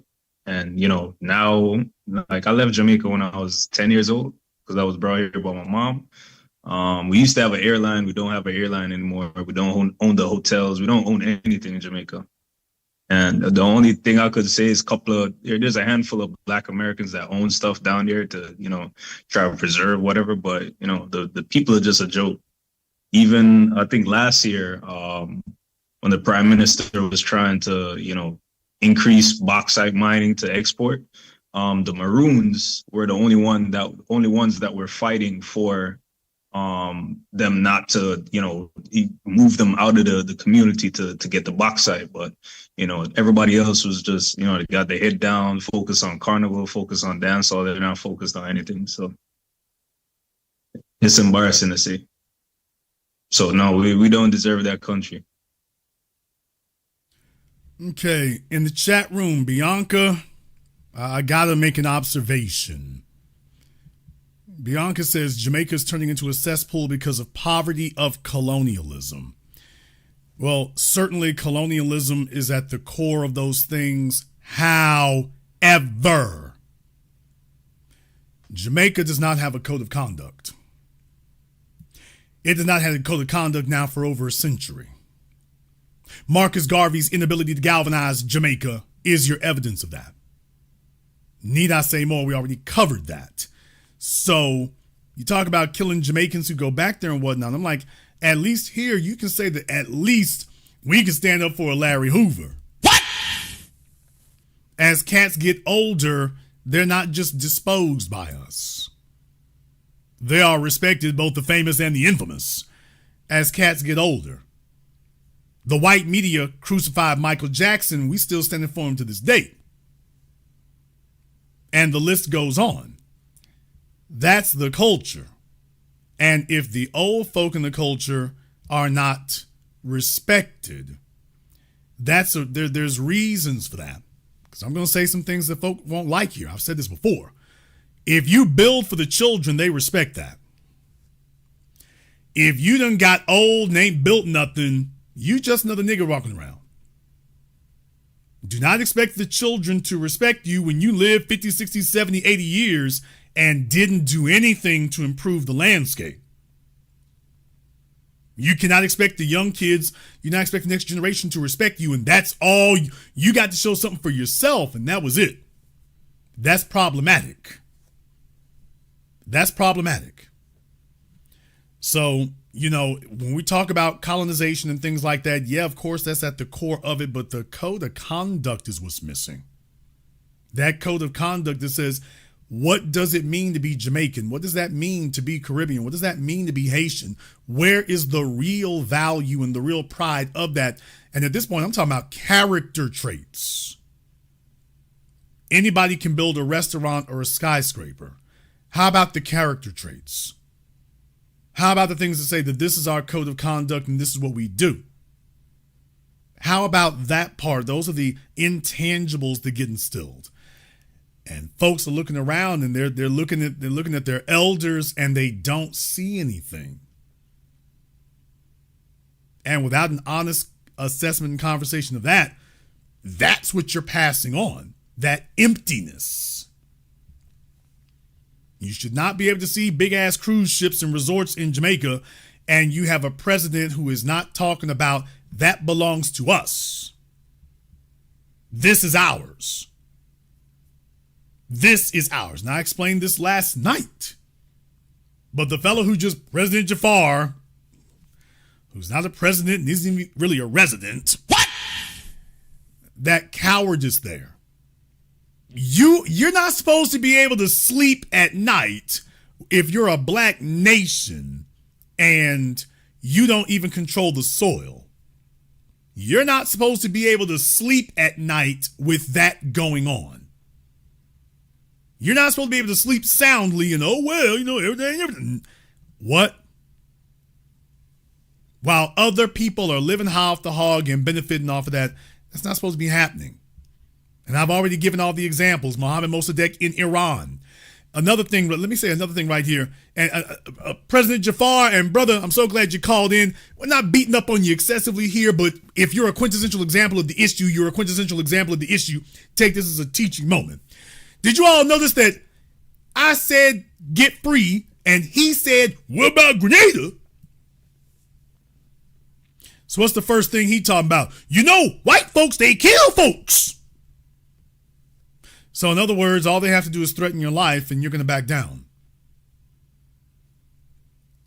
Tell me what the cost is to get you to back down, and that's exactly the level of escalation that they will do. So if you tell them that you're unwilling to go without a day without food, they're going to keep you without food for a day. If you tell them you'll go without food for 3 days, they'll make you do without for 4. If you tell them I don't need food, water, drink, or nothing else, we're going to fight and get free. Well, we'll kill you. Then I'll die for my people. But there's no cost I'm going to give you that I'm going to surrender for. You can't beat an enemy like that. And that's not what he said. He said, wait a minute now. Why I got to do that there? Hold on now. They threaten people. And what I'm saying is, my God, we have how many martyrs over here? As I said at the beginning of the program, if you ain't willing to die for Barbados, but the white folk colonizing you are? So the white folk colonizing you, they think about that without batting an eye, without missing a beat. I said it to you, and the first thing you said is, wait a minute, I ain't trying to die for that. What you mean? So if the soil is not worth dying for, then I'm like, is it worth you standing on it for? Oh, I'm sorry, he's not. They're not. I'm submitting to you what the value of that is. And it's a damn shame because that's your birthright. Or at least it is your birthright if you can value it and keep it. I will say that. It is your birthright if you can value it and keep it. And that's the part that's missing. The problem with Jamaica is Jamaica thinks that Britain and America are fallback areas. Us here, when we came out the slave fields, wasn't no fallback position. You got to stand here and make it work, or it's curtains. Folk in the Caribbean, they think America and Britain are fallback positions. So, okay, you can abandon here and we're going to fall back elsewhere. I'm like, do you realize what you give up when you do that? And so right now, yeah, they go for that. They go for that. And when you have a president who isn't talking about nationalization, annexation, eminent domain, when they're not talking about that and that's what they're due. For those of you who live up there in New York, why do you realize that slums serve a purpose, right? Slums serve two purposes. Number one, they house your low-cost workforce. And number two, they present the areas that you'll be able to gentrify and build up later at low cost. Outside the resorts in Jamaica, that's exactly what you have. The resorts are the only built up part. The whole rest of the island there is degraded. And that presents virgin territory for when they start expanding outward, which they're already doing.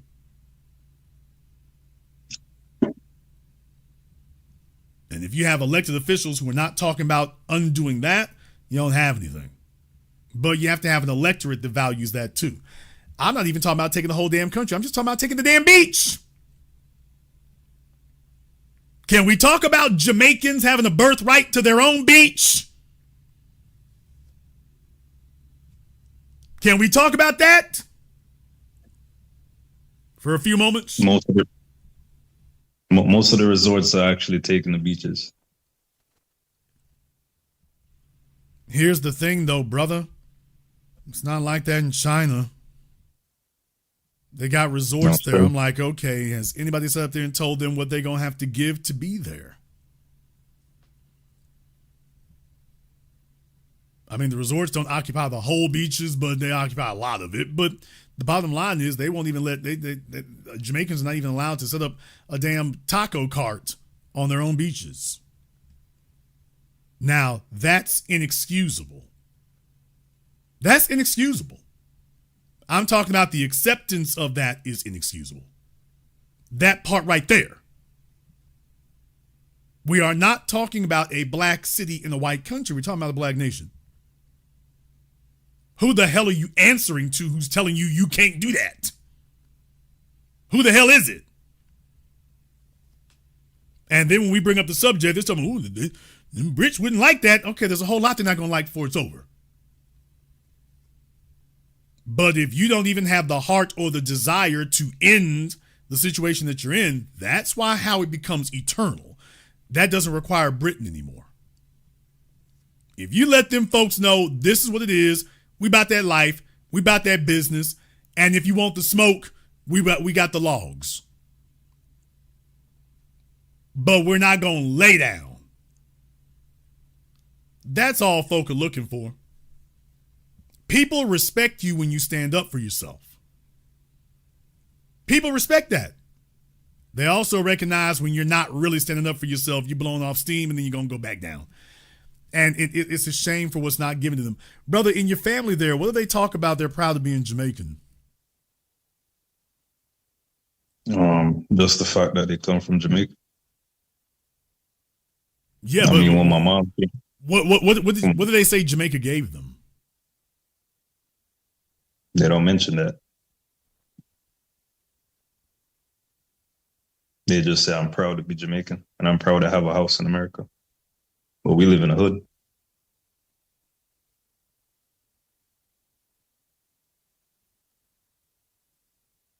What's missing is a national conversation about that. But then again, there would have to be the desire for it, because the truth of the matter is all the Jamaican booty models are sitting there in Miami. What? So they're posted up on the Instagram. They're in Miami. They're in Dubai doing you know what.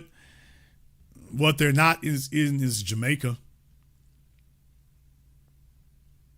That's not where they're at. I'll give El Salvador's president credit. He rounded up all the gang members, put out a damn promotional picture with him with a couple of bikini models. That might sound a little bit risque, but he's letting folk know, hey, by the way, this is a place to come to, not a place to run from. How can you maintain a nation when your citizens are all looking for the exits? And gleefully, happily so. They're buying Jamaican flags printed in China and posting up on Instagram in North America. But it's like the HBCUs, they're not coming back and doing something for Jamaica. The Chinese and the Brits are. And that's become the legacy. So why don't we just go ahead and annex them and be done with this so they can start taking their Instagram pictures and say, oh, well, I'm in the 53rd state of Jamaica. Then you can start having the Miami people come down there. That will work out very well, you know. Oh, y'all don't want to hear what I got to say next. That would actually work out for Jamaica pretty well. Could you imagine what Blackwater could do if they were given authority to go into Jamaica? Damn! We have a number of private so-called military contractors, security companies. Do you realize how quickly they could clear out Jamaica? You want to talk about Fordlandia, Rhodesia, all these places the white men wanted to make their own cities named after, their own nations named after them. Could you imagine what an American security company could do clearing out Jamaica? Could you imagine how quickly they could do it? They could have that place cleared out in 7 calendar days. you would have literally thousands of drones surveillancing every square inch of that island. Anything that moves, they'd see it. 1 minute you're there, the next second you're not. And within 7 calendar days, it'd be over. That's just how close to being annexed they actually are. And most of them would thank you for it. There's the other part of it. Most of them would thank you for doing it. What do they have to lose? To anybody who would say they would object to it, the question is, okay, what you gonna lose? Tell me what it is you have now that you're fighting so hard to hold on to. What exactly is it you're gonna lose? Because if you thought you're gonna lose that, why are you not defending it now? You can play Rastafarian music anywhere. You play it in America, why don't we just go ahead and annex you? You can keep playing your music. That's what Genghis Khan did. Genghis Khan, Kublai Khan. They let the people they conquered, you keep your religion, keep your music, keep your clothes, keep all that. Pay your taxes. As far as what you're doing, keep doing that. Ain't no beef about that. Keep your food, your clothes, your women, and all that stuff. Well, let the broads come over here, though. But other than that, you can have all that. That's one of the benefits of being part of the Mongol Empire. We are benevolent rulers. You can all that stuff, everything you were doing before we shut up shop, you gonna keep doing it. Nothing will change except this little line that says where you belong. That changes. Everything else stays the same. The Chinese are already doing it. So why don't we just go ahead and make it official? Save you the time of jumping on boats to come over here and all of those sneaking in the country. Why don't we just go ahead and make it official? Okay, you're the 53rd state. We'll send FEMA down sooner or later. We'll send FEMA down sooner or later to get this all sorted out. Better yet, why don't we send Hilton down there and get this all sorted out? I'll let you have the last word. That's basically it. It just makes me sad because, eventually I want to go back home and, set up shop and do stuff. But the day by day, that's starting to look more and more impossible. I mean, it can happen. It can happen, but it'll require a critical mass of Jamaicans to see the value of Jamaica in Jamaica, not the value of Jamaican flags in Queens. That's correct. Most importantly, they will not be able to talk about the icons of yesteryear. They're going to have to talk about who's doing things today. Not way back when. Thank you very much for giving us a call tonight. Because there's no person in living memory who was there when Garvey was doing things. So you can't really invoke Garvey because there's no one in living memory. There's no one who's still alive who saw what he was doing in living memory there. That's not what you have. So without having that, you don't want to get into jingoism because that's very dangerous. Let me go ahead and see if we can get Malcolm up here on Zoom. Let me get Malcolm up here on Zoom for us. All right, Malcolm, unmute yourself.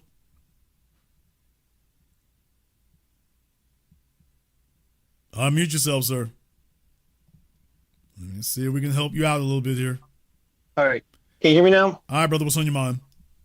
None much. I actually wanted to confer a couple of things. One, you talking about annexing Mexico? I just got off of Twitter not too long ago, and I saw 2 videos. One from the Black Alpha Network and one from Anton Daniels, and these were both Mexican women, and all they were saying was, we want to stay home, we just want American money. So it's exactly what you've been saying. What a lot of Black people have been saying is that they come here for economic benefits. So like you said, it's just easier if they just want to be annexed. That way they don't have to live home and still get themselves we can bring them economic benefits to them. Yeah, exactly. You ain't got to come all the way up here. We'll bring the economic benefits to you. You stay where you at.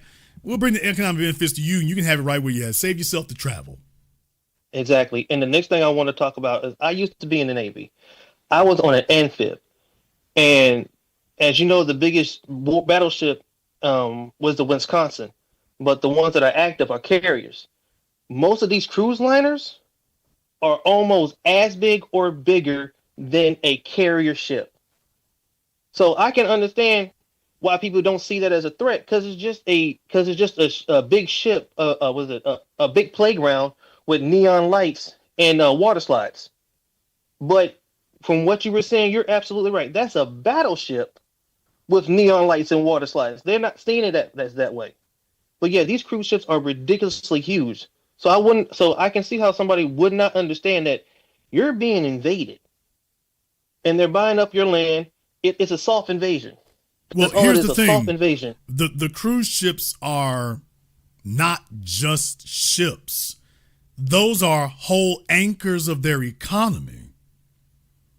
One of those, could you imagine what would happen if the ships didn't show up for 30 days? They would have to adjust their gross domestic product projections if they didn't show up for 30 days. So those ships aren't just ships. Those are actually whole percentages of their gross domestic product and economy. That sells away and back. You're absolutely right. Like it's a soft invasion. You just don't see it that way because there's a season. It's just a season. They'll come in during the summer, during spring, and sometimes during the fall, and then there's a slow period, and then they come right back to again softly invade. How much money would Jamaican cruise lines be worth? Damn.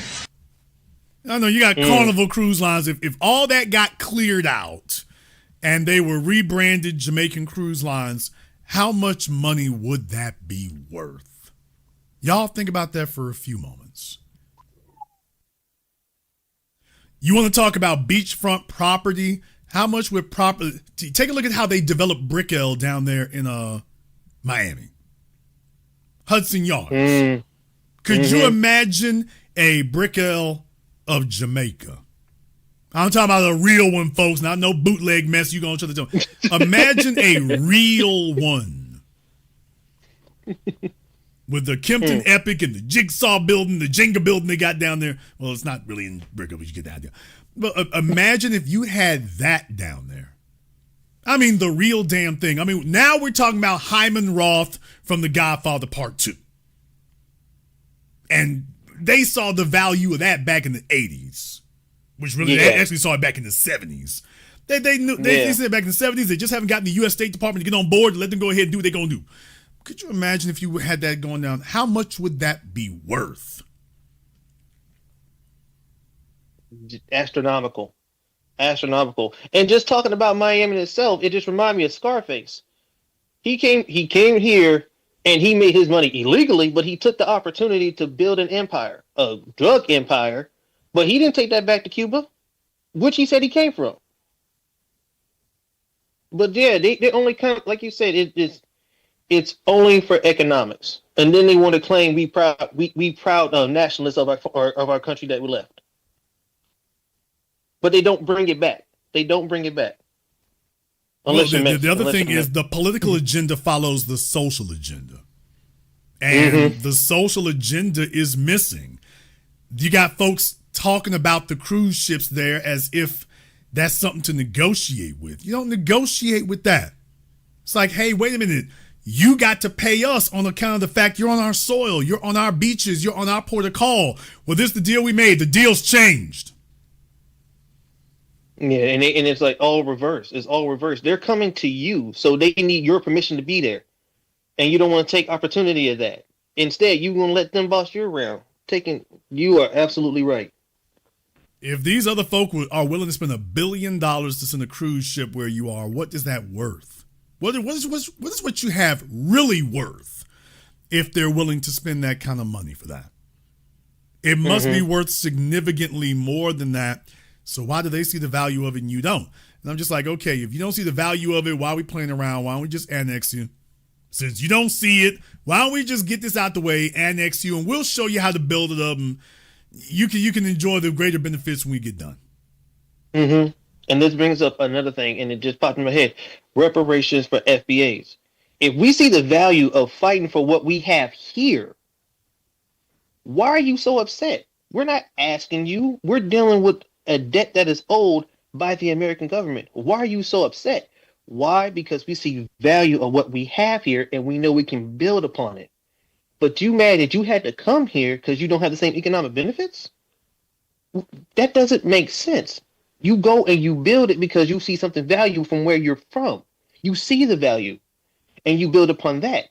But you leave because there's no economic value there that you don't know how to build up. Well, brother, that comes from the mindset, though, because remember, the white man's ice is colder. Yeah. So if you have people who are like, well, yeah, we could do that, but it ain't flies when they do it. So if they are waiting for a European or an Asian to do it because, well, that's where the status is, it doesn't have value if we don't do it, well, you'll never convince them to make that move because they're waiting for the folk who they really value. A hotel built like by us doesn't have any value. A ship by us doesn't have any value. They'll be sitting there doing all the labor, but it doesn't have any value because we did it. So if they're waiting for they're like, it doesn't have value unless it's a white ship, a white hotel, a white resort. How do you fix that? How do you fix that? That's not the issue of economics or raw materials. Yeah. Yeah, you're right. Thank you very much for giving us a call. Yeah, I mean, if you really believe it doesn't have any value unless somebody else takes care of that, just a specific group of people that it has value when they do things, but not when you do, and that's the part that's missing. Could you imagine what those places would be? Could you imagine what Haiti would be? Can you imagine what Haiti would be? Shout out to barbecue. All right, we got Superpower Media here on Zoom. What's on your mind, brother? Jason, man, you cooking like a Shreveport barbecue tonight, and I respect everything you're talking about. I mean, what you're saying is actually true. I mean, like, I went to Jamaica last year on a cruise, and man, let me tell you, in the tourist areas, you got the Indian people running the shops selling goods, and you got the Jamaican people selling weed. Man, I got so tired of telling people I'm good. I just stopped. You almost have to run away from people, man. Because when you get off that boat as a black person, they automatically think you're supposed to be smoking weed, and it's crazy, man. And they don't know. I tell you like this: if you born a coward, you would die a coward. Our FBA blood didn't give us that because we always been in a position of fight. That's been in our bloodline is different. We fight for what we want. We fight what we gotta have, and we've never stopped fighting. Other cultures haven't had to deal with that. And you got Latino people online. I mean, you've seen the videos of, hey, where the FBA's at? Hey, where y'all at? We right here. We're looking at y'all stupid ass. You're gonna have to fight your own battles. And like you said, I mean, if the U.S. was to take Mexico, man, it'd be a big old. It'll be a Mexican festival. They would be celebrating and dancing in the streets if we took over Mexico. And you're exactly right about that. And that gentleman that called from Barbados, that said he grew up in Barbados and went to school, and the only reason he goes back there is for the festivals and the crop over to go watch the women shake their asses for that few months that he's there. And they don't fight for their countries, man. We're the only people that fight, and that's why people are looking at us like, hey, what's going on? Why y'all not joining us? Because we're not going to join you. You're gonna have to struggle on your own to get it out the mud like we got out the mud. B1, Jason. Thank you very much for giving us a call tonight. That's a damning commentary. Damning commentary. Other folks are coming there to do business. You coming there to vacation. Vacation. You haven't earned the right to vacation. Vacation, it's a damn war zone out there. You haven't earned the right to vacation. Take it easy. Sit back. You haven't earned the right to do that.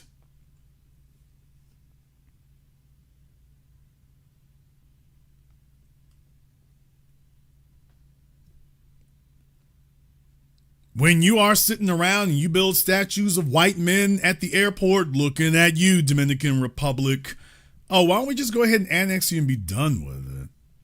Why don't we, the Dominican Republic, why don't we just make you the 6th borough of New York and be done with it? Why are we playing around? Why don't we just make the Dominican Republic the 6th borough of New York? Make it official.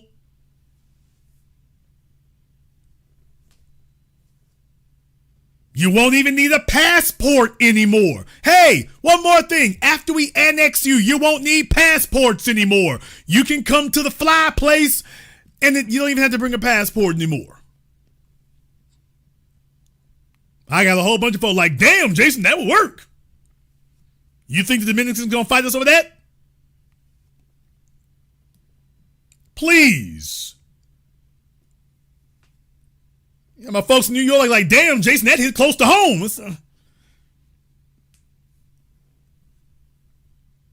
If we offer the Dominican Republic to be the 6th borough, they start negotiating like Trump with the tariffs. Okay, wait a minute, hold on. How'd that go down? All right, we DR here. Okay. Well, I mean, at least we would come first in the alphabet on it.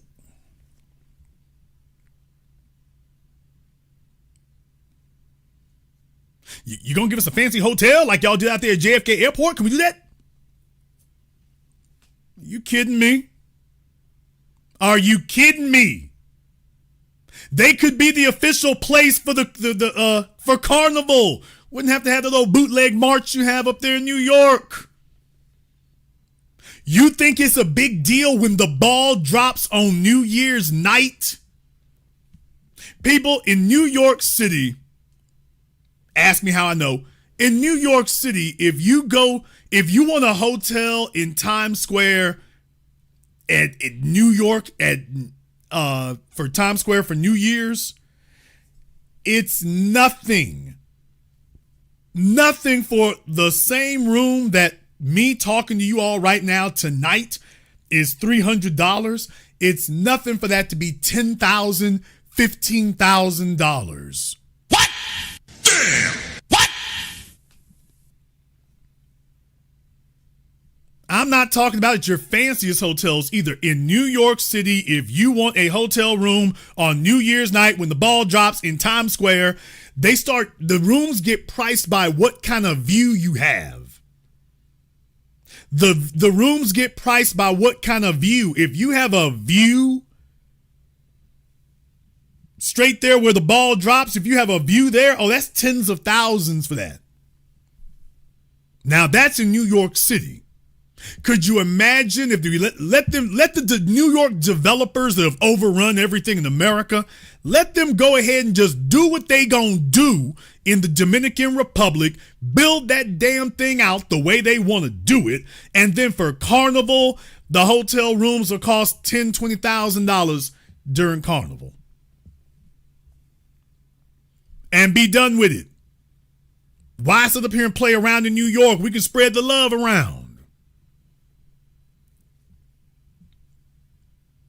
Instead of them having to sneak up here to America, we can go ahead and get your Instagram and OnlyFans career popping down there in the DR. You ain't got to leave.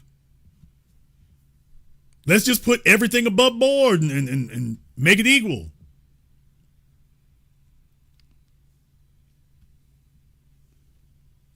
Yeah, there's some folks like, damn, Jason, we hadn't really thought do it like that. That might kind of work.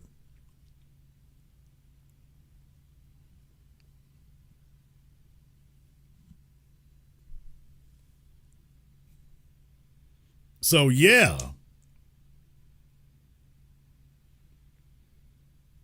It depends on what you do with it.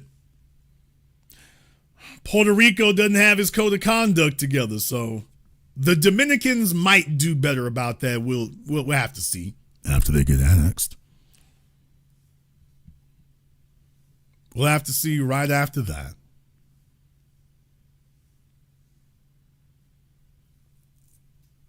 That'll work.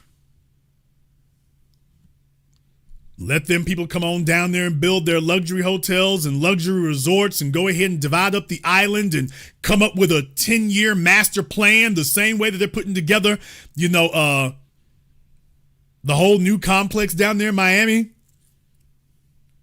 Epicenter of the Americas. Go ahead and let them do a big plan like that. and let them do what they want to do. Let them do that, and then you don't have to sneak around any damn more, and you won't have to worry about a passport, and you can just come and go as you please, and then that's it. You're the sixth borough of New York.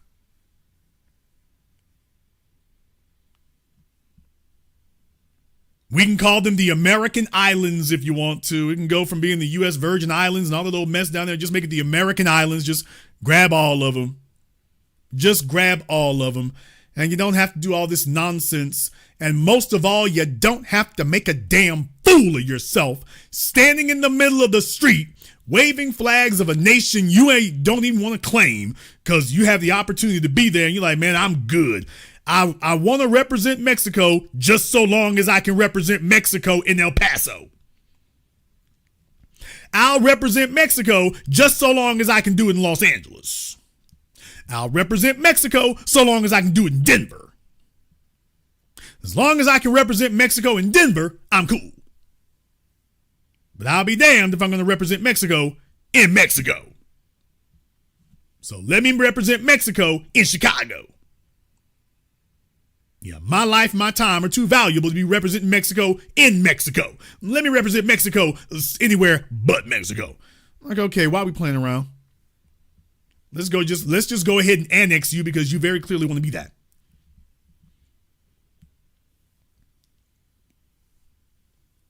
Do you know what the marketing would be like? Oh, you don't want me to go here. I'm going to hurt so many damn feelings here tonight. Do you know what the marketing would be like? If you could officially claim the Caribbean as part of Miami. Damn. Oh, you don't want this. You don't want this. If the Caribbean could get that Miami shine, if we make the Caribbean the Southern Keys, declare the Caribbean to be the Southern Keys of the United States, the Southern Keys of Florida. You got the Keys and then the really Southern Keys. If you did that, if they could call themselves a part of Miami, if they could actually get an NBA team. What? Auntie, chill. Damn. What? Oh, I'm not even joking right now, folks. I am dead ass. I'm dead ass. If they could actually get a real baseball team, if they could get a real MLB franchise, no more Big Papi having to sneak up here. If they could get a real MLB franchise and a real NBA franchise, without all this sneaking across borders and stuff, if they could just go ahead and get the real damn thing, do you think they wouldn't trample all of us to get? You think they would say no? You think they would give it back? Do you really think they would give it back? No, we don't want that. If you think that the Caribbean would give up being annexed, that Jason, the sports franchise, ain't enough, I got 3 words for you. All-Star Weekend. And deal with it.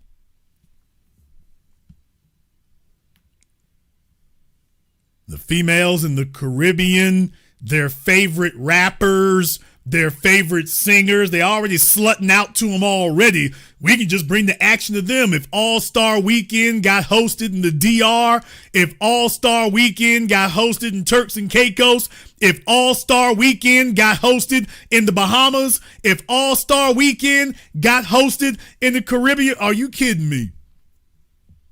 Every single one of them thoughts that have their cell phones out. Oh, professional athletes would be an endangered species. Y'all think Diddy's freak-offs were wild? Can you imagine the Dominican Republic getting All-Star Weekend? Can you imagine what they would do? Oh, Nick Cannon would lose his mind. What? Oh man, Nick Cannon and Cam Newton would lose their minds. Them two Negroes would come back on a ventilator. Those two Negroes would come back on an IV drip. They'd have to medevac fly them in. Can you imagine what would happen? Zion Williamson. You don't want me to keep that. Do you know what them gals down there in the Caribbean would do if they actually had real access? You think Amber Rose, you thought she was a one-off? You thought Amber Rose was a one-off? The rest of them just can't afford the airfare and don't have a sponsor to pay for them to get over here. You're going to head just tell them, okay, baby, y'all are just part of America now, and we bringing the action down to you. Man, come on.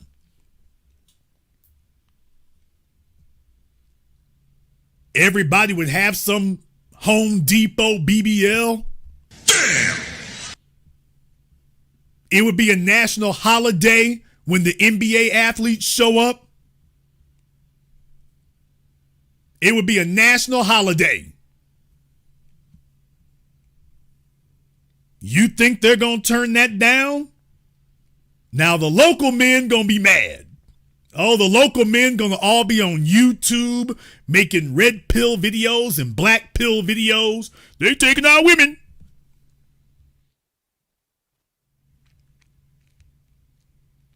Now that would happen next. Oh boy, things would change when the females actually had different options. It's going to be hard for a fellow with dreads to get nothing at that point. All the chicks are holding out, waiting for the NBA players and the NFL players to show up. All the fellas there be like, I'll be damned. Old girl is trying to rest them butt cheeks in a Bentley, and the fellas are sitting there online. It used to be good down here, man. It used to be good. Then they start coming down here from the States. Bumbaklati. It's rough down here. I don't want to be here no more. I don't even want to be here no more. It would be that. Be a bunch of them trying to sell. All of them would try to be the weed man. It might work out for a few of them. All of them would be trying to be the weed man. It's not enough rappers to go around. They'd all be trying to be the weed man to somebody. If that doesn't work out, unemployment skyrocket.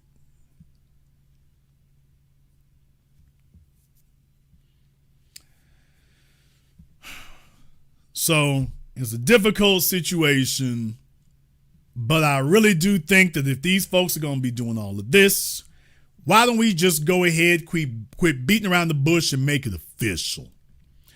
Let's just go ahead and annex them. Why don't y'all go ahead and just request to be annexed, and then we can just save everybody all this trouble. No more of this running around and whatnot. We'll bring the investment to you. Since you can't get your economy together, can't get on code, let's just annex you, and then we'll bring the economic development to you. We'll get all that together, and we'll bring that to you. Now, of course, there is a cost that comes along with that. As a matter of fact, some of your population might like it better than others. So there is that. Some of them might like that American thing a whole lot more than you thought they would. And eventually, over time, it would be redundant to keep flying those flags now, wouldn't it? I mean, other than having it on her bikini when she's sashaying her hips to the freak off. I mean, the whole thing about it is you're wearing your nationality because that's really just psychological. I mean, she's a Homo sapien. So, it's really just psychological. It's kind of like having a tattoo without having to have a tattoo. This one over here has got her Dominican bra and panties. This one over here has got her Jamaican bikini. This one over here has got her Turks and Caicos. This one over here has got her Haitian one. It's like, okay, it just tells us what flavor of thought she's selling. Now make life a little more organized when you think about it. Although over time that will become redundant now, won't it? That would be like waving the flag of the city of Houston or waving the flag of the city of Atlanta. After a while, that would simply become irrelevant.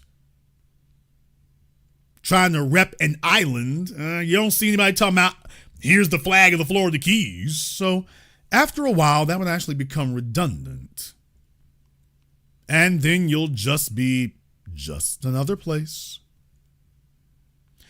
And all that talk of colonialism goes away. Don't have to talk about that anymore. After all, you have All-Star Weekend now. So colonialism must be gone. You got All-Star Weekend.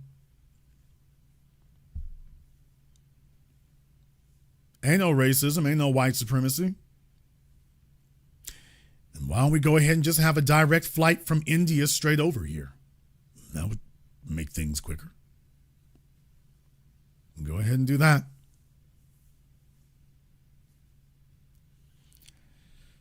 Yeah, why don't we just go ahead and speed the process up? Make things a little bit easier for everybody, you know. Get the passport office sorted out. That'd make things a whole lot easier for a lot of us too now, wouldn't it? Damn!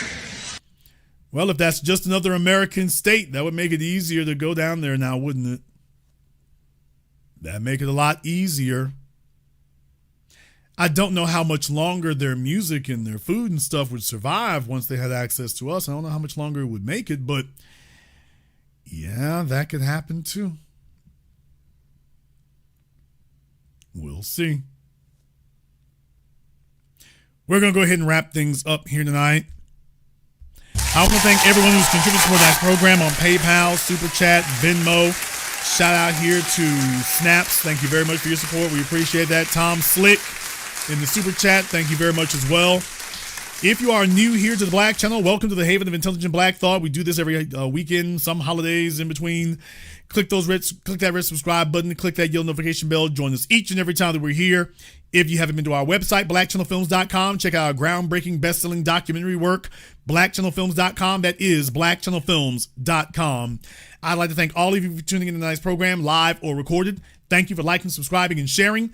And this concludes tonight's broadcast of the Black Channel. I am your host, your brother, your humble servant, the Black Authority. And until next time, my brothers and my sisters from around the world, remember, handle your business or your business will handle you. I'm sorry. Black is the future, and the future is